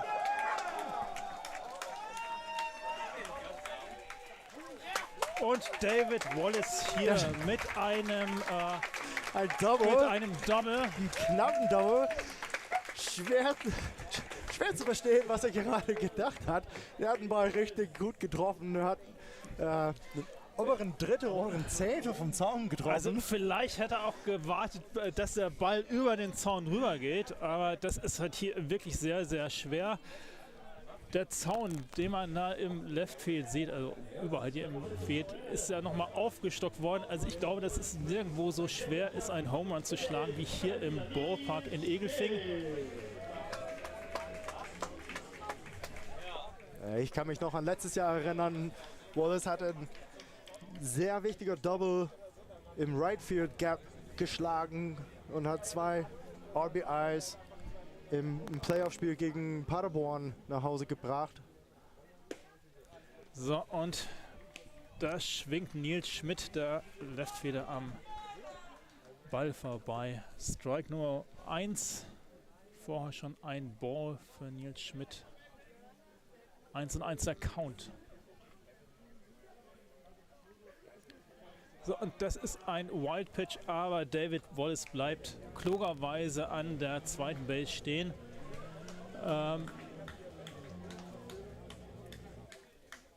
Nichtsdestotrotz Ball Nummer 2. Nils Schmidt jetzt im Pitch im Count voran.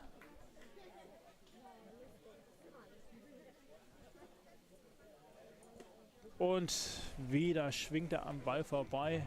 2-2 der Count. David Wallace auf der zweiten Base für die Haar Disciples bei keinem Aus. Ja, wichtig Lead-Off-Batter on Base zu bekommen. Und das ist zwar das erste Aus für die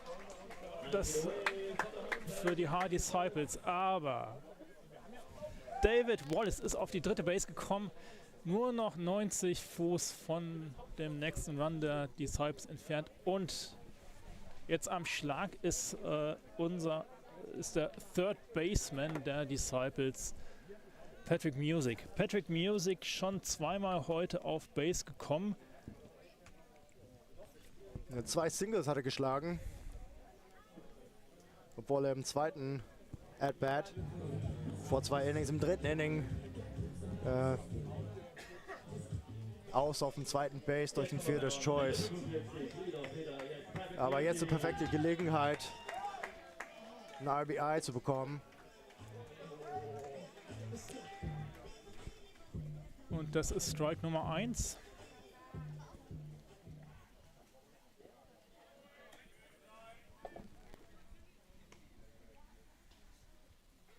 Ja, mehr Möglichkeiten vom Third Base zu scoren als vom zweiten Base. Hier würde auch ein Sackfly reichen. So, und das ist ein Schlag zum Second Baseman. Das Aus an 1 für Patrick Music, aber ein Run von David Wallace zum 5:2. Passt auch. Und jetzt bei 2 Aus am Schlag für die Haar Disciples ist Simon Lechner.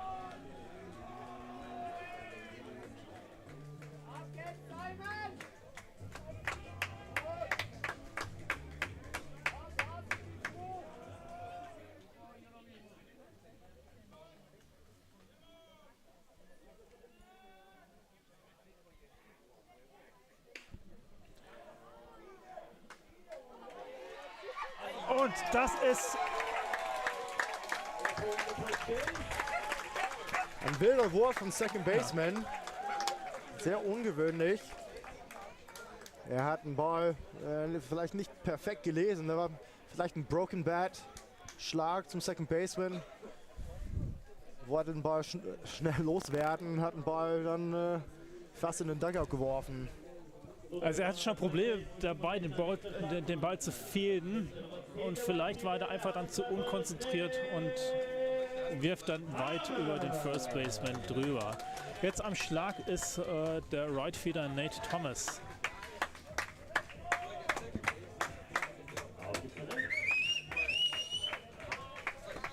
Nate Thomas heute auch schon bei seinen beiden At-Bats erfolgreich. Jetzt hat er auch wieder einen Hit. Simon Lechner erreicht die zweite Base. Nate Thomas kommt auf 1. Keine Chance da für Danny Sanchez, den Ball zu fielden. Genau in ein Loch zwischen Third und Short geschlagen. Perfekt platziert. Und jetzt kommt der Shortstop für die Haar Disciples, Callum Murphy, an den Schlag. 2 aus, 2 on Base. Simon Lechner an 2, Nate Thomas an 1.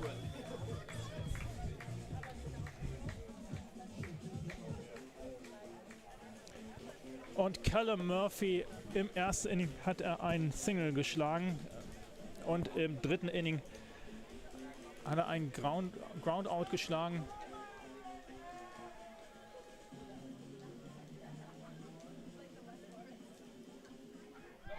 Und der Pick-Off-Versuch, Nate Thomas ist safe an 1. Hoffentlich hat er sich da nicht verletzt. It looked like he may have gotten the ball off his shoulder or off the helmet. You don't see a back pick to first base often with runners on first and second. Bonn wahrscheinlich mit dem Play on. Also ein Timing-Play, wo der First Baseman Richtung First Base bricht, wenn der Left-Hander Pitcher sein Bein hebt. Aber safe ist der Nate. Und auch gesund anscheinend.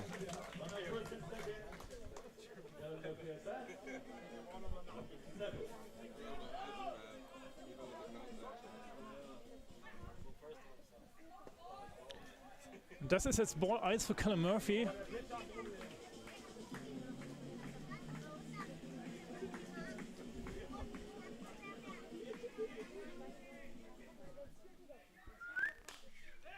Und das ist ein Schlag ins Right Field. Und Ball wird aus der Luft gefangen mit einem Diving Catch zum dritten aus. Die Haar Disciples scoren einen Run durch David Wallace. Der Spielstand somit 5:2. Und das Ganze wird wie immer präsentiert von der Brauerei Wildbräu. Wir sind gleich zurück.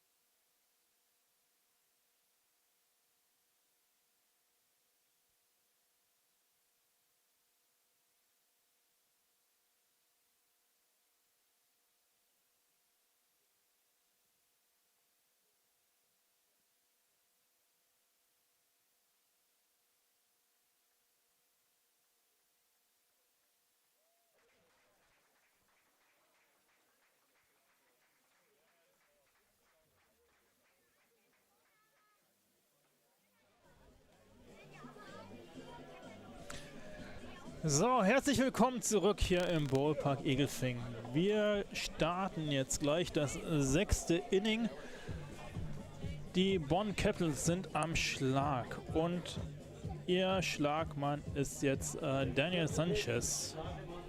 Kriegt jetzt einen neuen Versuch, weil sein Teammate Vinny Ahrens wurde caught stealing from his catching opposite Will Thorpe.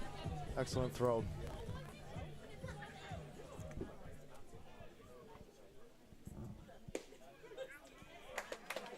So, das ist Strike Nummer 1.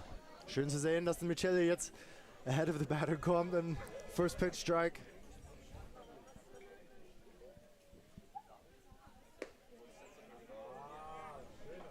Jetzt gleich der erste Ball dann hinterher.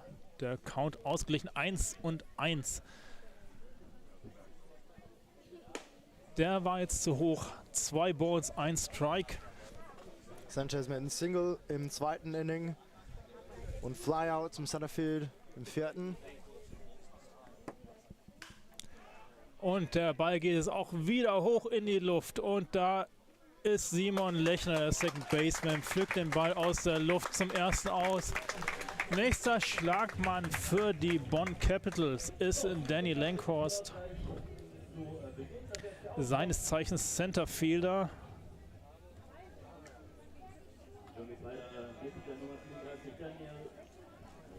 Danny Langhorst heute auch schon zweimal auf der Base im zweiten Inning durch ein Single durch die Mitte. Und jetzt schwingt er auch gleich auf den ersten Schlag und ein toller Catch, Running Catch von Nate Thomas. Und jetzt sind schon 2 aus, 2 relativ schnell aus für die Haar Disciples. Ist Nate nicht krass schnell? Also Nate ist einfach, der Mann hat Speed. Ja, nimmt einen Base-Hit weg von Danny Langhorst. Ja. Und jetzt als nächstes wieder Top of the Lineup. Eric Brank.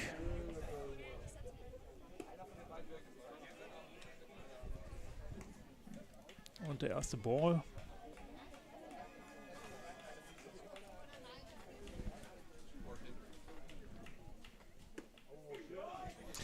Und diesmal ein Strike hinterher von Nick Michelli.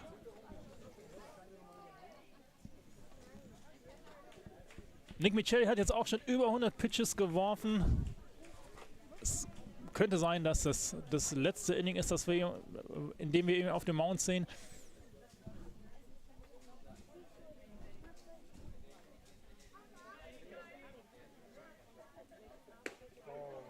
Und das war ein Sidearm-Wurf zum zweiten Strike. 2 Strikes, 2 Balls, 2 Strikes, 2 aus.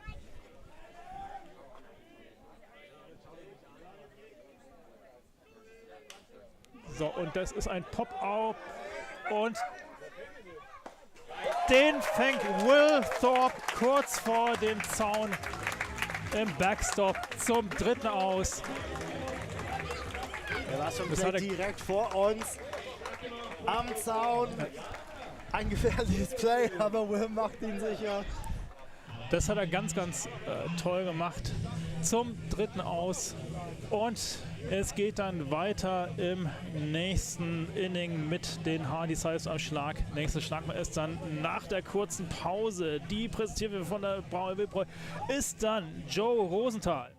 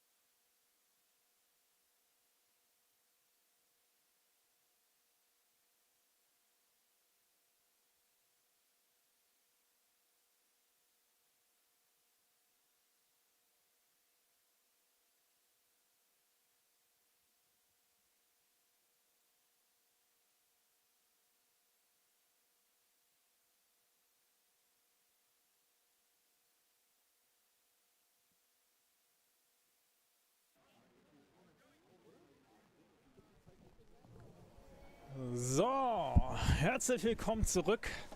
Untere Hälfte des 6. Innings im Viertelfinale der Deutschen Meisterschaft. Spiel 3 hier im Ballpark Egelfing. Und die Haar Disciples versuchen, den Rückstand auf die Bonn Capitals zu verkürzen. Momentan steht es für die Bonn Capitals 5:2 und Joe Rosenthal gleich auf den ersten Wurf geschwungen und der Shortstop Eric Brank macht das erste aus. So einen leichten Play will man nicht verschenken auf dem ersten Pitch. Also sollte man lieber ein paar mehr Pitches anschauen und den Job für den Pitcher nicht so leicht machen. So, jetzt kommt der Catcher der Haar Disciples an den Schlag, William Thorpe.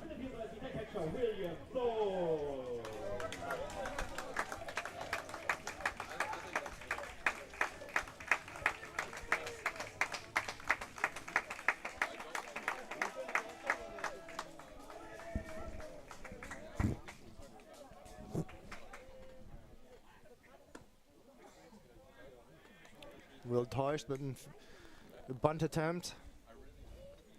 Zieht den Schlag, das Bat dann zurück. Schaut dann Richtung Third Base, ob der Third Baseman nach innen kommt.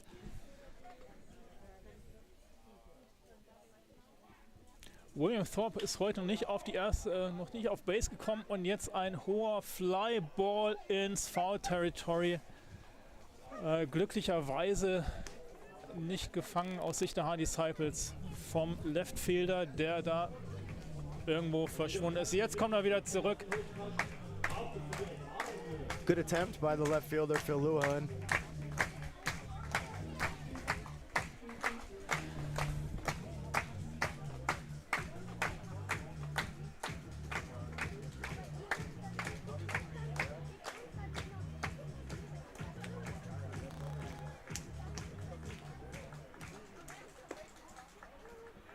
Das ist Ball Nummer 2 für Will Thorpe.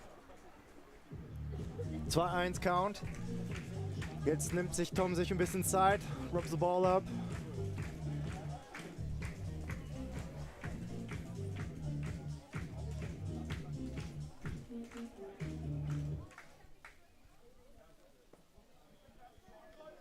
So, und das ist Ball Nummer 3.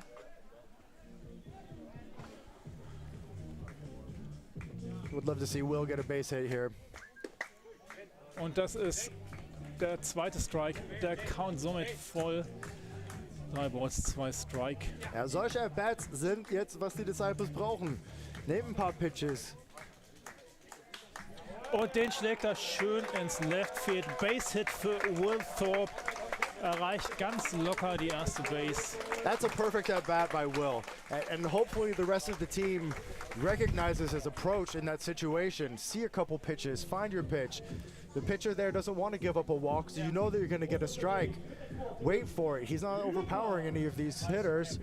Will sits back, gets a fastball, ropes the line drive to left field, gets that hit. First time on base today. Und jetzt der nächste Batter für die Haar Disciples. Lukas Bickel, der DH.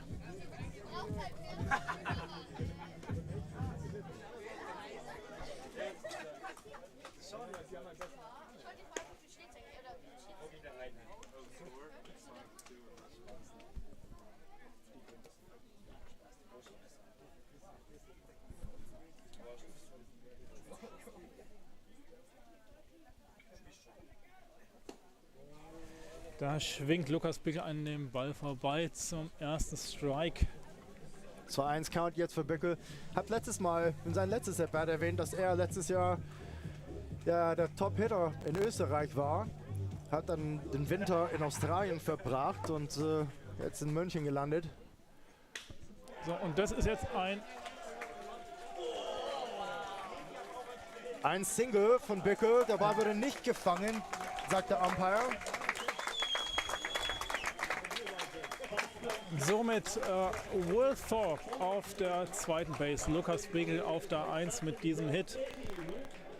Und als ehemaliger Trainer, das ist genau das, was ich sehen will.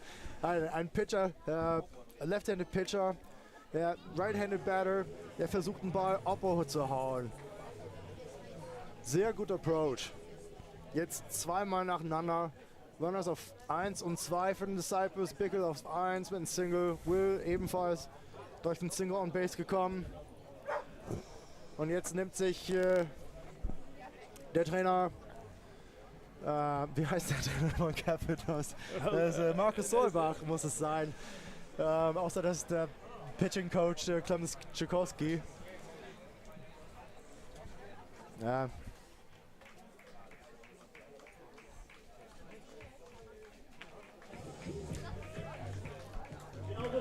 Jetzt ist am Schlag der First Baseman David Wallace. Vorher ja mit diesem Double ins Left Field.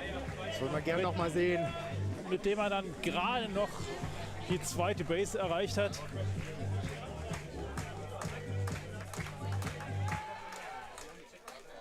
So, hier der Versuch, den Leadrunner der Haar Disciples, Will Thorpe, an der zweiten Base auszumachen.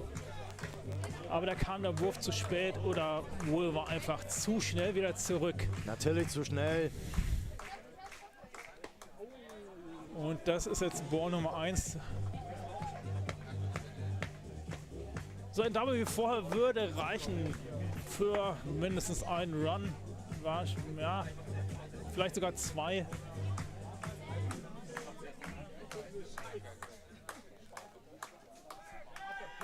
Und das ist der Pick-Off-Versuch an 1. Sorry, war zu langsam mit der Kamera.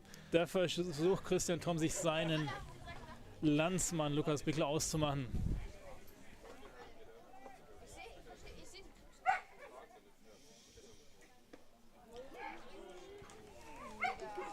Und David Wallace schwingt vorbei.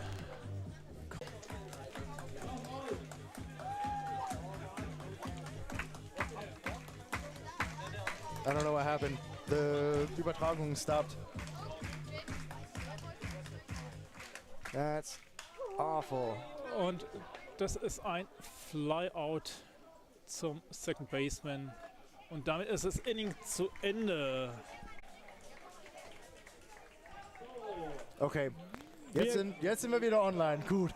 So, okay. So, technische gerade zum Probleme. Ende vom dritten Inning. Es ist beim 5:2 für die Bonn Capitals geblieben. Das Ganze wird wie immer präsentiert von der Brauerei Wildbräu. Wir sind gleich zurück.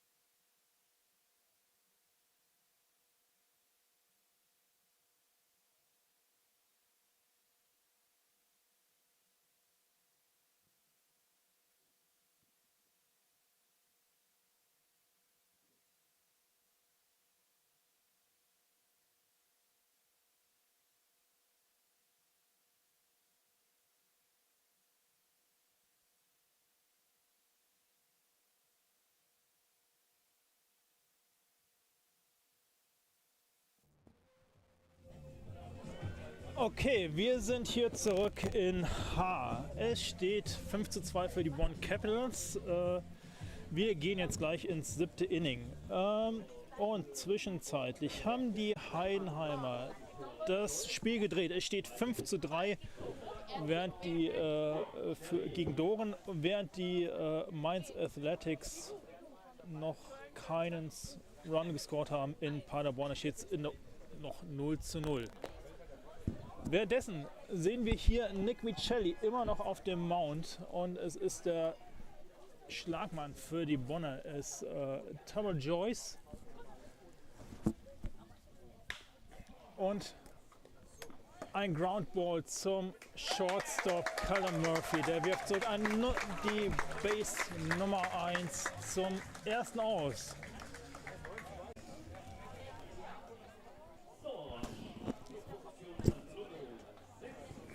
So, jetzt kommt der First Baseman Wilson Lee als Batter.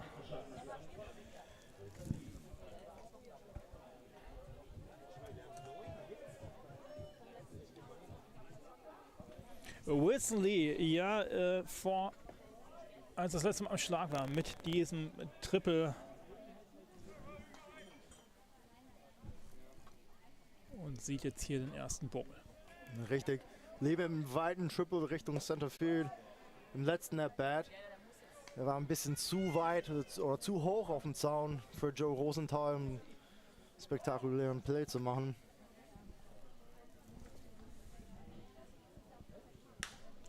So, und jetzt wieder ein satter Schlag, diesmal ins Left Field, aber da ist Nils Schmidt und macht das Flyout. 2 aus für die Haar Disciples. Und jetzt ist dann am Schlag für die Bonn Capitals Daniel Lampant, der Second Baseman, der vorher dieses Flyout gegen Nils Schmidt gemacht hat.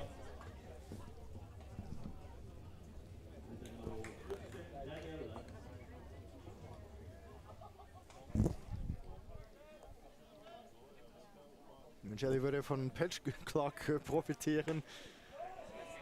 Das war der erste Ball, der war high.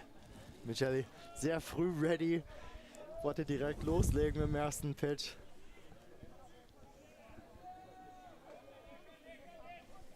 Es ist das vierte At-Bat für Daniel. Ist das? Lamhunt. Also der Daniel Lamhunt war dreimal an der Platte.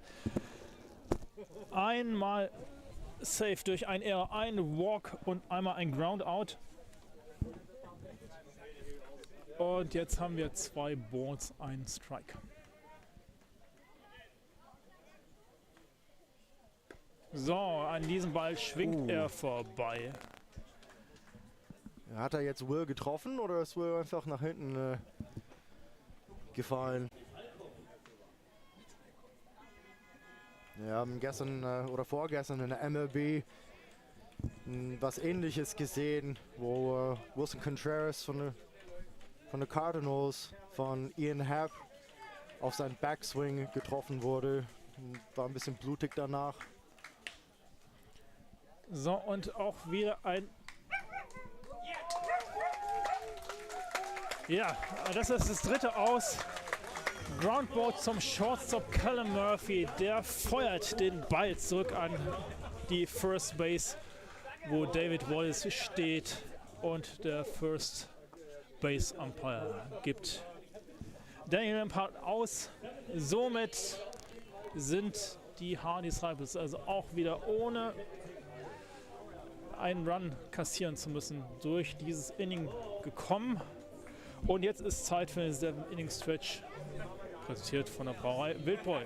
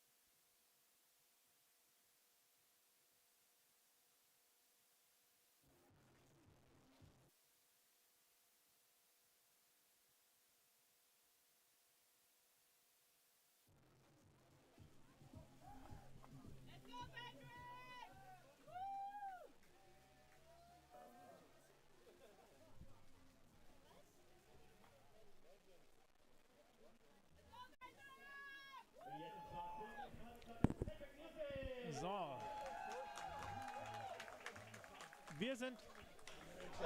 Wir sind zurück hier und das ist Patrick Music, der auf den ersten Pitch schwingt und das ist ein Flyout im Centerfield und das bringt Simon Lechner in die Batters Box. Die Legende Simon Lechner!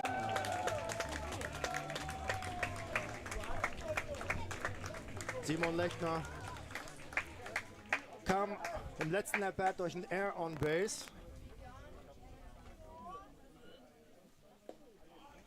So, und das war ein Ball inside, da wäre fast der Simon Lechner getroffen worden.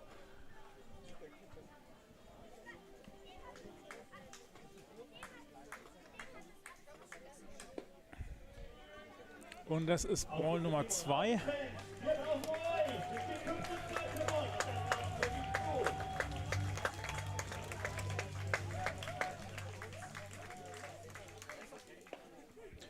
Und das ist der erste Strike, den hier Titus von Kapf gegen Simon Lechner wirft. Der Count somit 2 Balls, 1 Strike.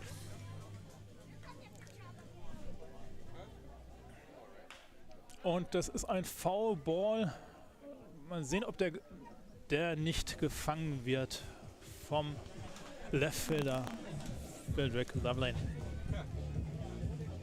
Titus dieses Jahr für die Capitals 1 Sieg und 3 Niederlagen, was nicht seiner Leistung widerspricht oder widerspiegelt. Ein 3,8 ERA hat er, was gar nicht so schlecht ist. So, und das ist ein Groundball zum Second Baseman, der wirft zurück auf 1 und das ist das Aus für Simon Lechner.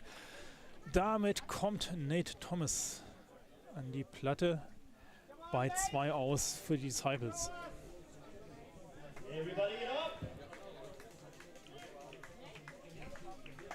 Titus auch mit 1 Save in seine 51 Innings.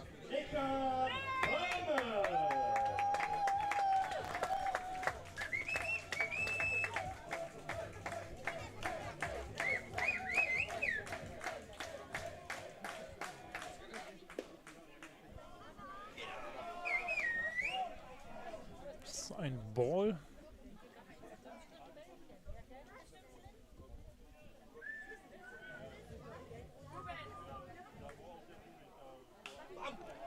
Und das ist ein Ball, der steil in die Luft geht und das dürfte kein Problem für den Third Baseman sein. Das ist das dritte Aus, 3 schnelle Aus, schnelles Inning und ja, wir sind gleich wieder zurück.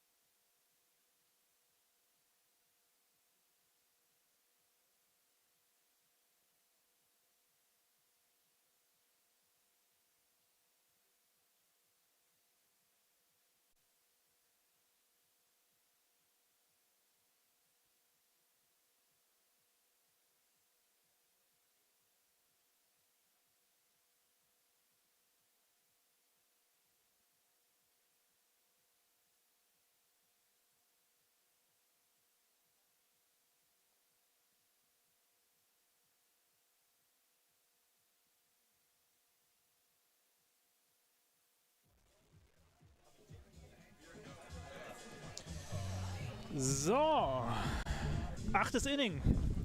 Wir sind zurück hier im Ballpark Egelfing und für die Bonn Capitals am Schlag ist Frederick Loveland.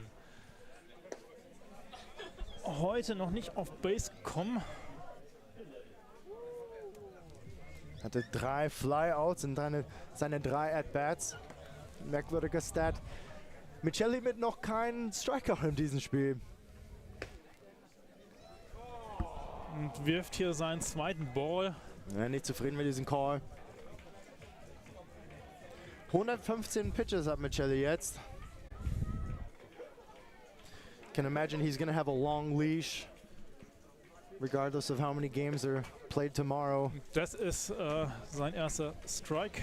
Regardless of how many games are played tomorrow, Michelli trying to ease the burden on the rest of the pitching staff by eating up innings here.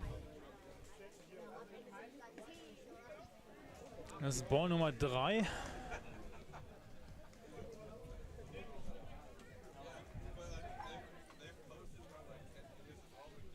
Morgen Spiel 1 um 13 Uhr.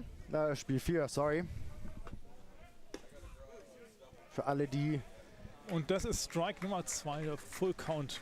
Genau, Ty, mach weiter. Spiel 1, also Spiel 4, ja. Spiel 1 von 2, Spiel 4 von 5 oder Spiel 4 von 4, je nachdem, wie das Ganze ausgeht. Morgen um 13 Uhr. Da ist Tim Collins wieder da. Gott sei Dank. Und das ist jetzt der Walk für Frederick Loveland. Ich habe keine Ahnung, wie schwer das ist, alles gleichzeitig zu machen. Das mit 2 Kommentare und 4 Hände können wir trotzdem nicht alle Tasten betätigen, um für Tim seine Schuhe zu füllen. So, jetzt kommt der Catcher der Bonn Capitals an den Schlag. Das ist Vinny Ahrens. Vinny Ahrens letztes Mal mit einem Walk. Hier schwingt er durch zum ersten Strike.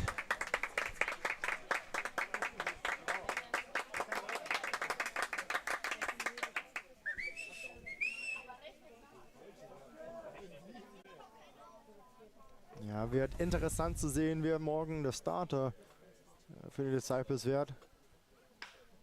So, und das ist ein Ball, der hoch in die Luft geht und das sieht so aus, wenn den Nils Schmidt im Center im Left Field fangen könnte.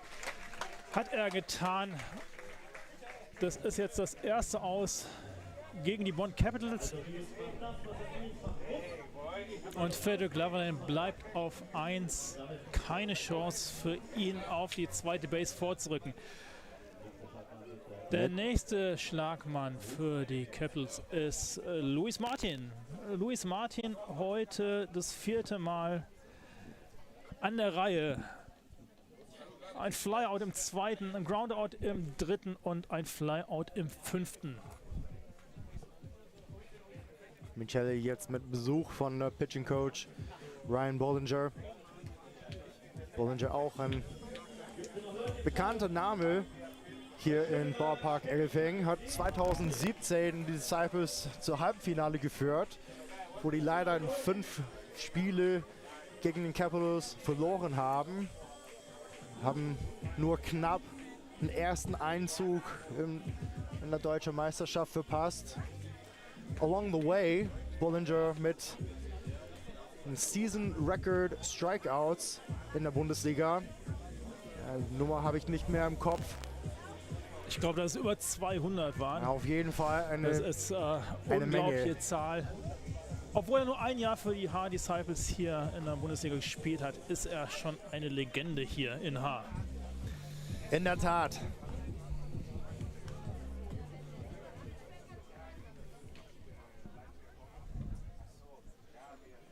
So, jetzt geht's weiter. Ein Stealversuch von Ich glaube, es war Frederick Loveland. Foul Ball auf den Bunt Attempt.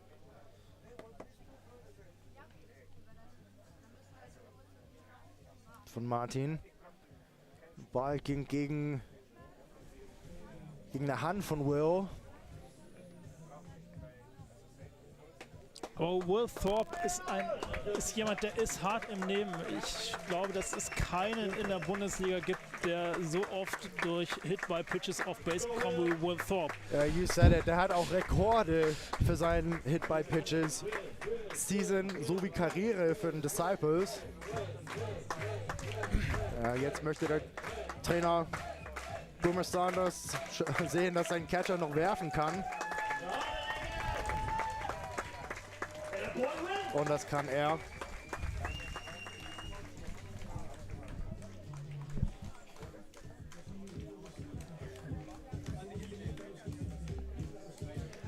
Ein Strike für Luis Martin.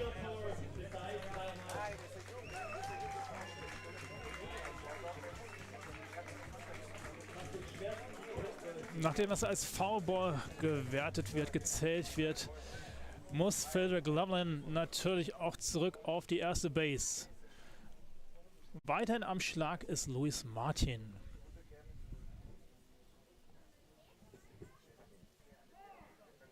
Nick Michelli hat sich jetzt sehr, sehr lange Zeit gelassen, bis Louis Martin nach einem Timeout fragt. Das bekommt er gewährt vom Homeplate Umpire.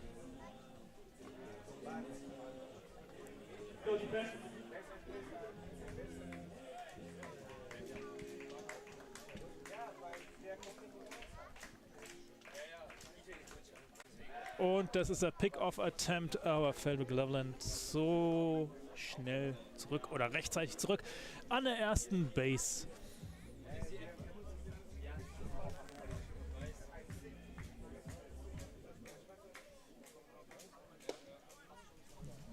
Und das ist Ball Nummer 1. Der Count ausgeglichen 1 und 1.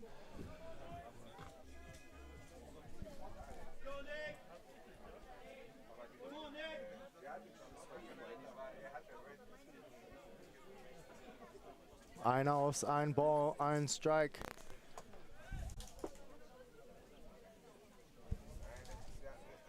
Und wieder ein kurzer Blick auf den ersten Base.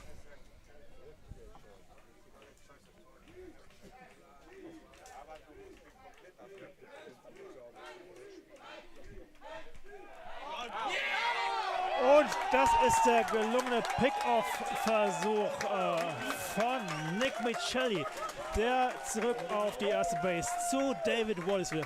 Und Frederick Loveland ist somit das zweite Aus in diesem Inning.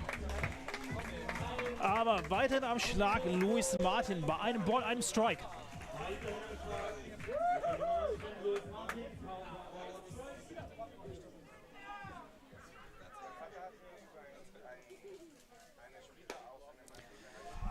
Das ist jetzt Ball Nummer 2.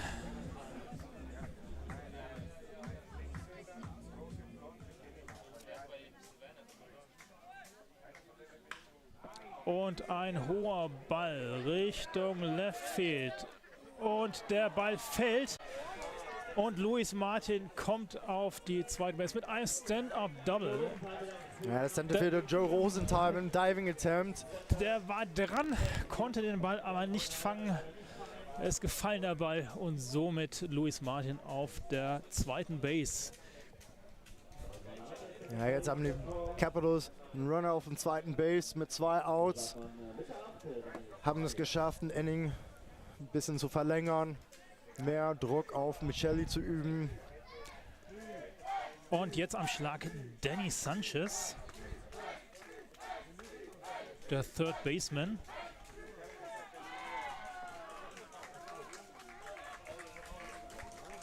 Hatte ein Single im zweiten Inning und dann zweimal ein Flyout im 4. und im 6. Inning. Und jetzt hat er hier gleich seinen ersten Foul Ball. Da hatten auch die Kinder auf dem Nebenplatz keine Chance, den direkt aus der Luft zu fangen.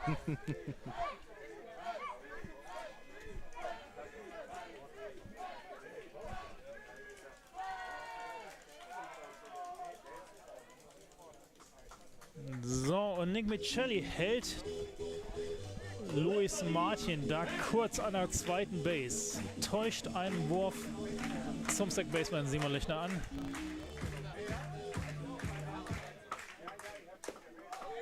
Und das ist ein Ball, also auch wenn Nick Michelli das nicht wahr möchte. Ein sehr knapper Pitch. Aber ich glaube nicht, dass sich der Umpire da davon überzeugen lässt, dass es doch ein Strike wäre. Der wird bei seiner Meinung bleiben. So, und wir warten auf den nächsten Pitch von Nick Michelli. Ein Ball geht auch hoch in die Luft. Und da ist Nils Schmidt, der Leftfielder, macht das Flyout zum 3. Aus. Und das ist jetzt mittlerweile schon das 4. Inning in Folge, in dem die Bonn Capitals keinen Run erzielen. Daraus müssen die Haar Disciples jetzt mal Kapital schlagen und selber ein paar Runs auf das Scoreboard bringen. Und dazu haben sie dann im nächsten Halbinning die Gelegenheit. Wie immer präsentiert von der Brauerei Wildbräu.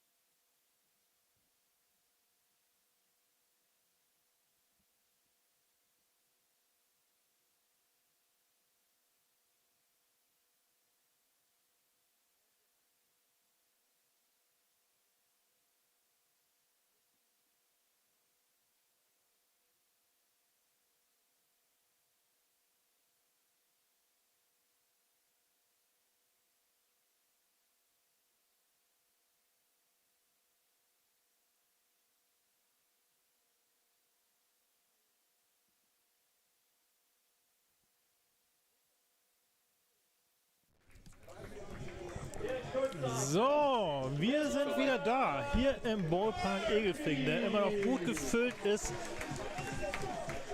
Es steht 5:2 für die Bonn Capitals, die ihre Runs alle in den ersten 4 Innings gemacht haben. Zwischenzeitlich konnten die Disciples einmal aus im ersten Inning und konnten dann im 5. Inning verkürzen auf 5:2. Und seitdem ist auf dem Scoreboard nicht mehr viel passiert. Für die Bonn Capitals ist weiterhin auf dem Mount der ehemalige Haar Disciple Titus von Kapf. Und ihm gegenüber steht Callum Murphy.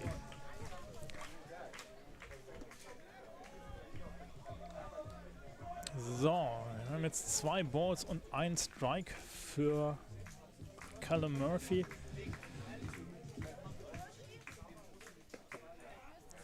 So, und 3 Balls.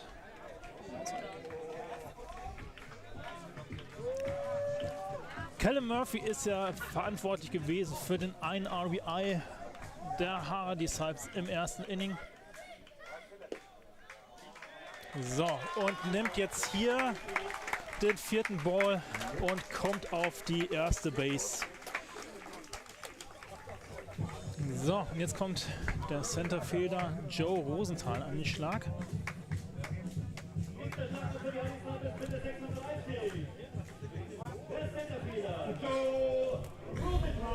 Joe Rosenthal war heute etwas unglücklich an der Platte. Ein Strikeout und im 4. und im 6. Inning jeweils 2 Flyouts.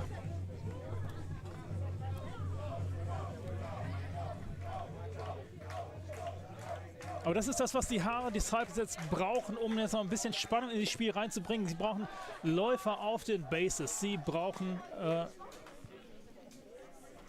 einfach Hits und Momentum. das Momentum. Und das muss man nutzen. Du sagst es. Und das sind auch die 2 Sparkplugs für die Disciples. Cal Murphy mit seinem Walk, auch einer der wichtigsten Schlagmänner bei den Disciples dieses Jahr. Und ohnehin Joe Rosenthal hinter ihnen. Batter 5 in the lineup. So, wir haben jetzt ein Ball, ein Strike.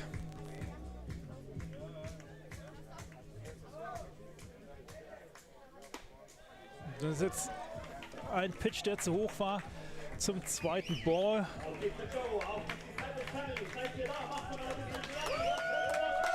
Ja. Joe kann sich jetzt einen Pitch aussuchen, nachdem er weiß, dass Titus nicht unbedingt alle Pitches unter Kontrolle hat. So, jetzt ist der Pick-Off-Versuch gescheitert. Callum Murphy rechtzeitig zurück an der First Base. Während der Stadionsprecher hier dem Publikum nochmal einheizt.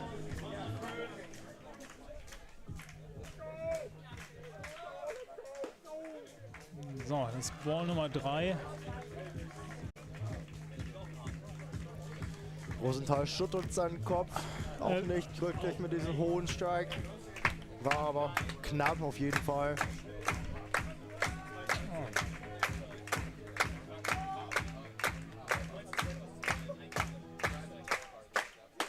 So, und schwingt daneben. Das ist das erste Aus für die Disciples. Und das bringt jetzt Will Thorpe an die Platte. Rosenthal unable to catch up to that high heat from Titus. Titus bekannt für seinen Fastball, Slider, Combo. Good spot for that fastball, just above, just out of the reach of Rosenthal.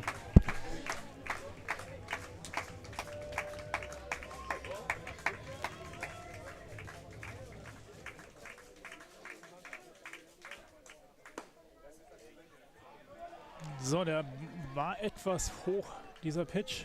Deswegen ein Ball, kein Strike. William Thorpe ja im 6. Inning mit diesem Single, wo er auf Base gekommen ist, das erste Mal heute. Und der nächste Pick-Off-Versuch wieder gescheitert.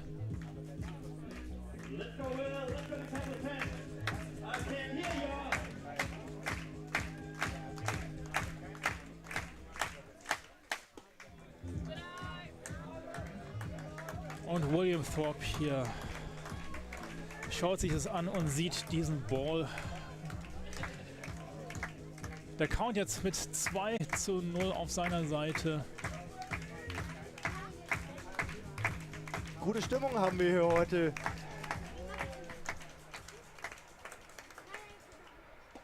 Und der nächste Pitch, der zu hoch ist. Trotz Regen haben wir 250 Zuschauer im Stadion gehabt.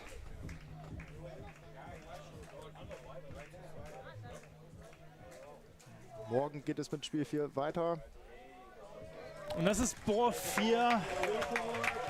William Thorpe rückt auf die erste Base und schiebt damit Callum Murphy auf die zweite.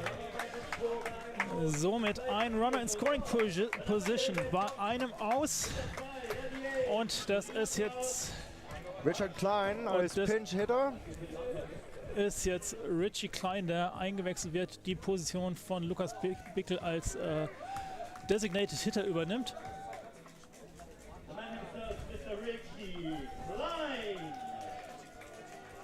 Making applause for Richie.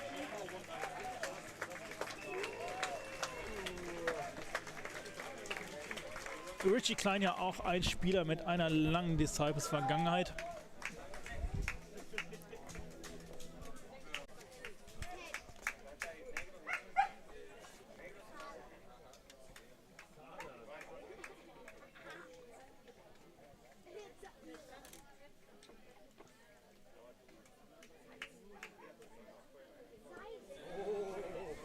Und der war sehr weit outside. Für Richie in seine 13. Saison in der Bundesliga. 6 Jahre bei den Disciples, 7 Jahre hat er in Regensburg gespielt. Und das ist Strike Nummer 1.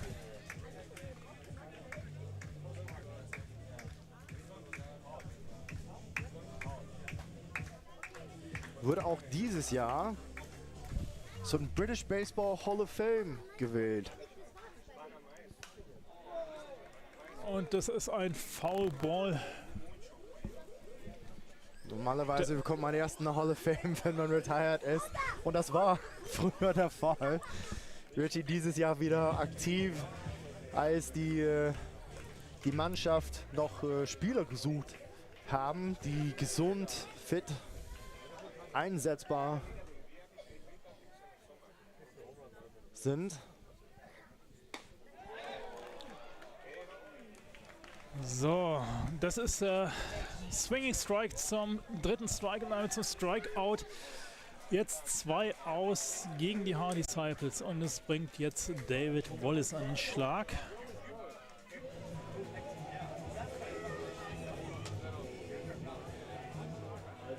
David Wallace mit einem Groundout, dann mit diesem Double ins Left Field und vor 2 Innings ein Flyout ins Right Field.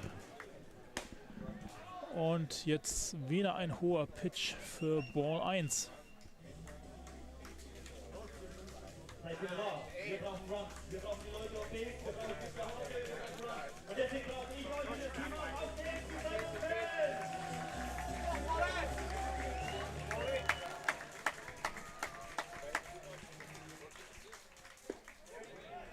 Das ist ein Strike, den Titus Kafta wirft. Schöner Curveball von Titus. Gets back in the count 1-1. Das ist offenbar nicht das, was David Wallace haben wollte. Und ein Foul Ball zum Strike Nummer 2.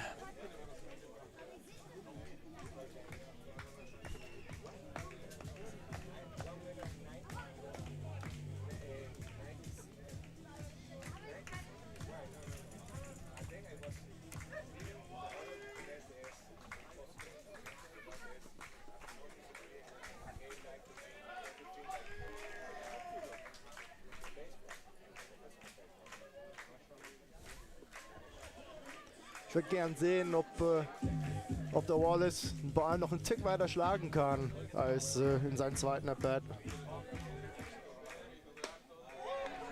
So, Nicht in diesem At-Bat. Nicht in diesem At-Bat. Ist vorbei geschwungen, damit zum Aus Nummer 3. Es bleibt weiterhin beim 5:2 für die Bonn Capitals und das Ganze wird wie immer präsentiert von der Brauerei Wildbräu.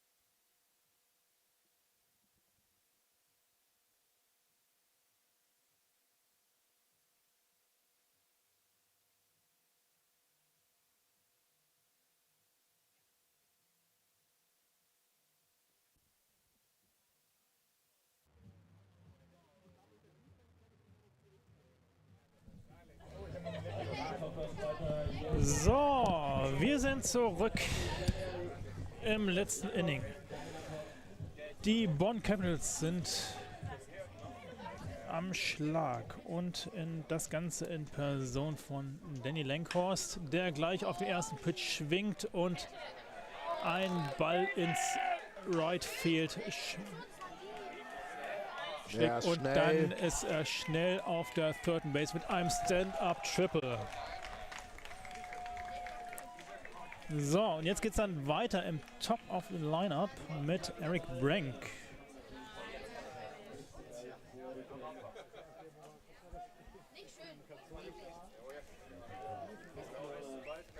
Eric Brank, das 5. Mal am Schlag. Zweimal auf die Base gekommen, zweimal ausgegangen, einmal mit einem Lineout und einmal mit einem mit diesem Foulball, den Will Thorpe hier kurz vor dem Gitter gefangen hat. So, und das ist Ball Nummer 1.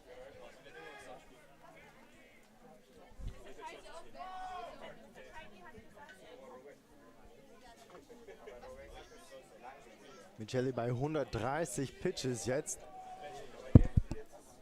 So viel hat er noch kein Spiel diese Saison geworfen. Und das ist ein Strike. Sollte es sein letzter Start, sein letzter Appearance sein. Keine schlechte Leistung von ihm.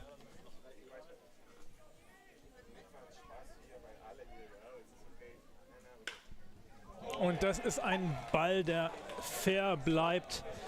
Er bringt Danny Langhorst nach Hause. Und Eric Brank bleibt an der Zweitbase stehen. Ein RBI-Double für Eric Brank. Und jetzt der nächste in der Bonner Schlagreihenfolge ist Terrell Joyce. der DH.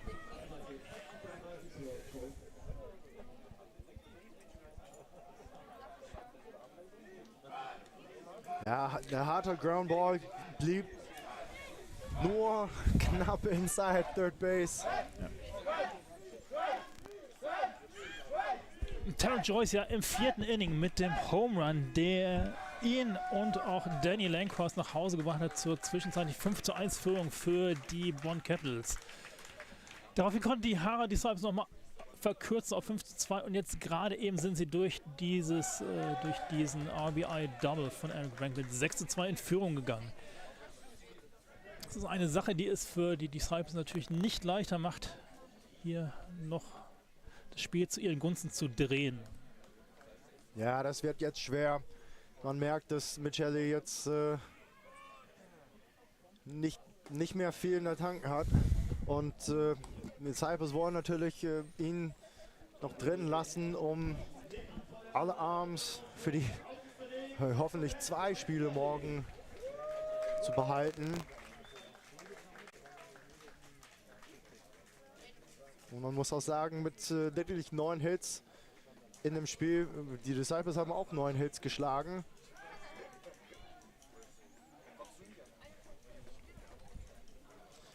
Aber mit einem Lead-Off-Triple und dann diesen Double von Eric Brank.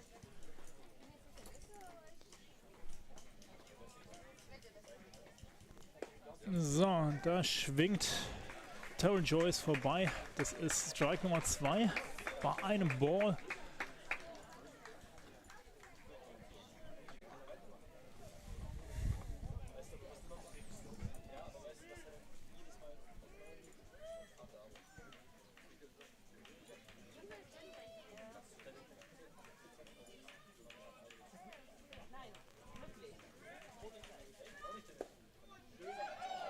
Oh. Das war ein knappes Ding von Nick Michelli da.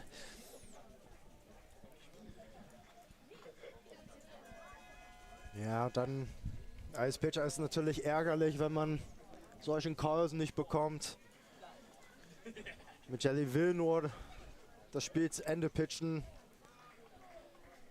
Die Disciples stehen 4 Runs hinter den Capitals. Ja, er möchte nur einen Ball über die Platte werfen. Und wenn er das macht, wird er nicht belohnt. So, jetzt ein Full Count. Bei keinem Aus. Läufer auf 2 in Person von Eric Brank für die Bonn Capitals.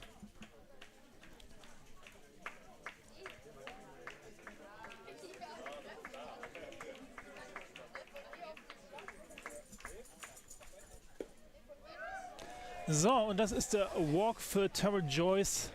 Damit Läufer auf 1 und auf 2. Und immer noch kein Aus.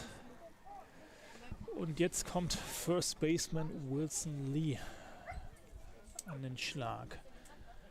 In der Zwischenzeit geht Boomer Sanders, der Coach der Haar Disciples, zu Nick Michelli auf dem Mount.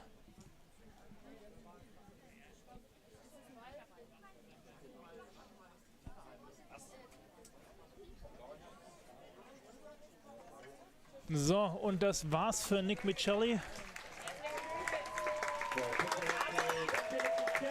Wie gesagt, eine gute Leistung von Michelli, dass er der amtierende Meister zu 6 Runs, eigentlich 5 über bis zum 9. Inning und auf 9 Hits. Und diese Leistung honorieren auch die Zuschauer hier. Gerechtfertigt. Ja. So, wir machen kurz eine Pause, während der neue Pitcher aufwärmt und wir sind gleich wieder da.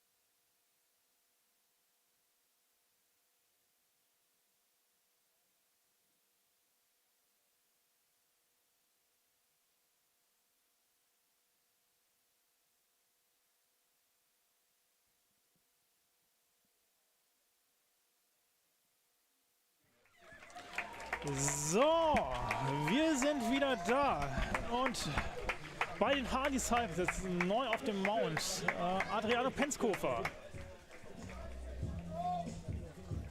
Und er soll jetzt versuchen,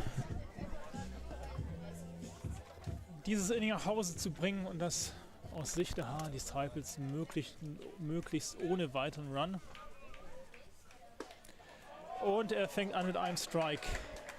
Wilson Lee schwingt hier voll durch und trifft den Ball nicht. Penskofer in der 4. Saison in der 1. Liga. 4 Siege hat er auch. Ich glaube, alle letztes Jahr kassiert. So, und das ist ein Flyball. Und da ist Joe Rosenthal fängt den Ball. Und Eric Rank hat da versucht, mit dem Tag-Up-Play auf die 3. Base zu kommen, hat dann aber aus seiner Sicht sich dazu entschlossen, doch wieder zurück auf 2 zu kehren. Damit jetzt das erste Aus gegen die Bonn Capitals in diesem 9. Inning.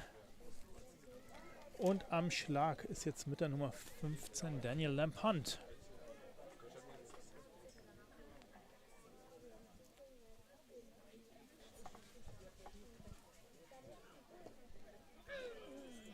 Penskofer turned a lot of heads last year with an impressive performance, stepping in middle relief, long relief in a game against the Haar Disciples, and earning the coach's trust and getting a lot more innings out of the bullpen for the Disciples. They did a really good job. So, und das ist Strike Nummer 2.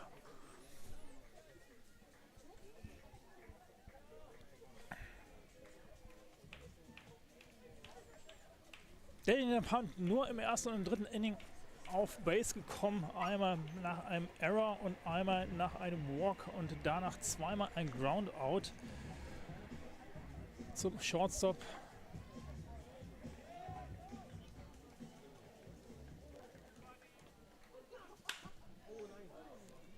So, und der... Oh, das ist... Ja, Pech für die Das Disciples. war jetzt sehr, sehr viel Pech. Ein Das super ist Diving Stop von der Second Baseman Simon Lechner. Hat einen Backhand Flip zum Second Base gemacht, aber Callum könnte den Ball nicht fangen.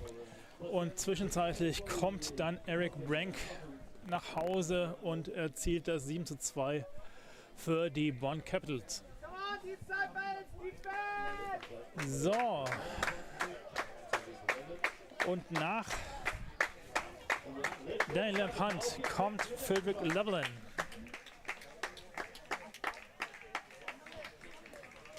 Nach 3 Flyouts im letzten Inning mit einem Walk auf die erste Base kommen, versucht jetzt hier noch mehr Schaden aus Sicht der Haar Disciples anzurichten. Ein Runner in Scoring Position bei bei einem Aus.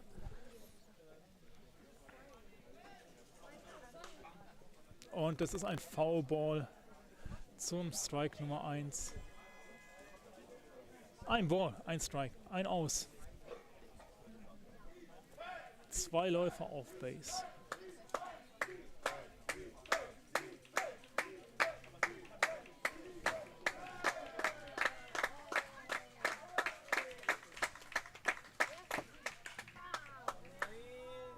So, und das ist das Flyout.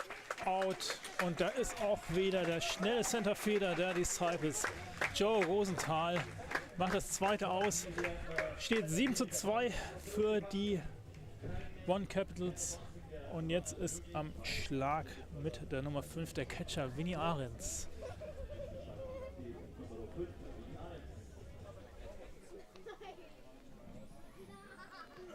Langes Inning für die Capitals. Sie haben hier mit 2 weitere Runs auf Lead von 5 Runs erhöht. Und mögliche Momentum für den Disciples verhindert. Werden jetzt stehen jetzt ein paar Pitches zu lang im Feld. Müssen jetzt kalt wieder zurück zu den Schläger kehren. Wir hoffen, dass die wieder ein paar Baserunners um Base bringen können. So, das ist Ball Nummer 2.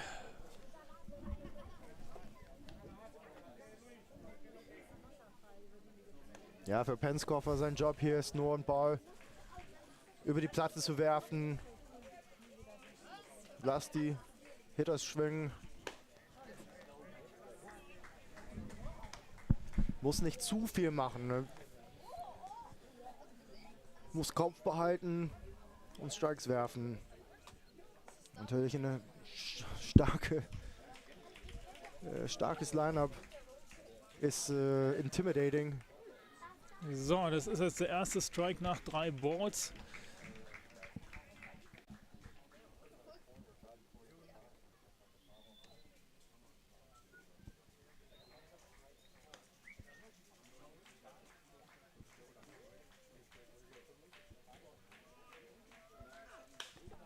So, und das ist ein weiter Schlag an den Zaun. Der fällt vom Zaun zurück. Ein Run kommt nach Hause, der zweite kommt nach Hause und das ist das Aus an 3. Aber der Schaden ist angerichtet. 4 Runs in der oberen Hälfte des 9. Innings. Das wird jetzt eine ganz, ganz schwere Aufgabe für die Haar Disciples, da nochmal das Ergebnis zu ihren Gunsten zu drehen. 5 Runs, 7 Runs Rückstand. Wir melden uns gleich wieder und das Ganze wird immer noch präsentiert von der Brauerei Wildbräu.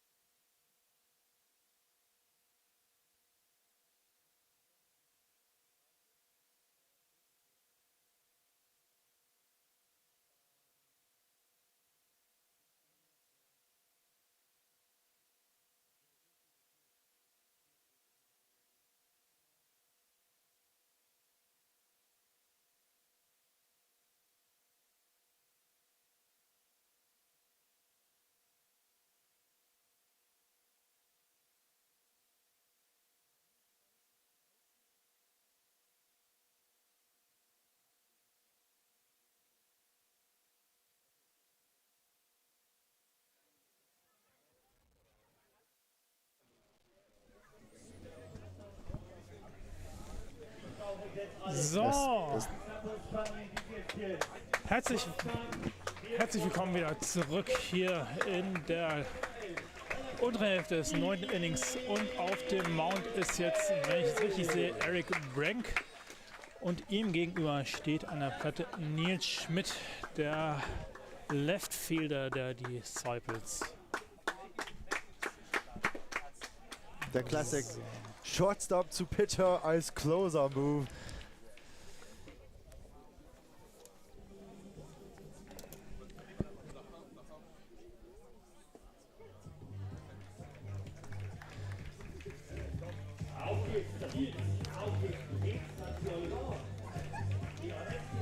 Also Nils Schmidt heute noch gar nicht auf Base gekommen. Und jetzt hier mit einem Strikeout. Die Bonn Capitals sind 2 aus davon entfernt, das erste Spiel aus Haar mit nach Hause zu nehmen oder erstmal einzupacken und damit 2:1 in Führung zu gehen in dieser Best-of-5-Serie. Aber da haben ein paar Leute noch was dagegen. Als erstes in Form von Patrick Music, dem Third Baseman der Haar Disciples, der jetzt versuchen muss, irgendwie auf die Base zu kommen, um irgendwie doch so ein kleines Wunder zu schaffen.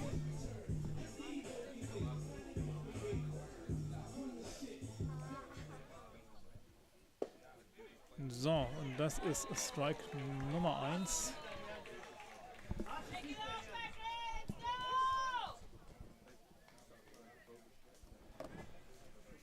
Im Stream scheint es tatsächlich heller zu sein, als es hier im Ballpark wirklich ist. Wir spielen gerade unter Flutlichter, die nicht so hoch sind nicht regelkonform.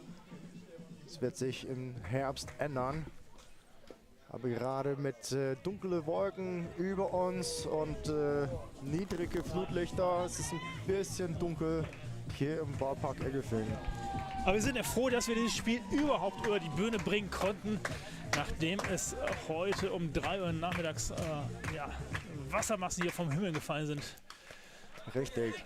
So, und den Ballpark hier in eine kleine Seenlandschaft verwandelt haben. Ja, mit mehr als 1 Stunde Verspätung haben wir heute angefangen. Ja. Es ging um 20:05 Uhr los. Mittlerweile haben wir auch schon wieder 3,5 Stunden gespielt. Patrick Music mit einem Ball zum Shortstop. Der wirft an die First Base zu Wilson Lee. Und der macht dort das zweite Aus. Und jetzt kommt an den Schlag Simon Lechner, der Disciples Second Baseman. Simon Lechner.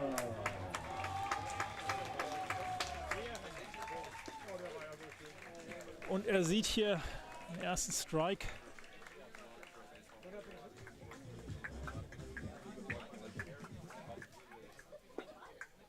Das ist Ball Nummer 1. Der Count jetzt 1-1.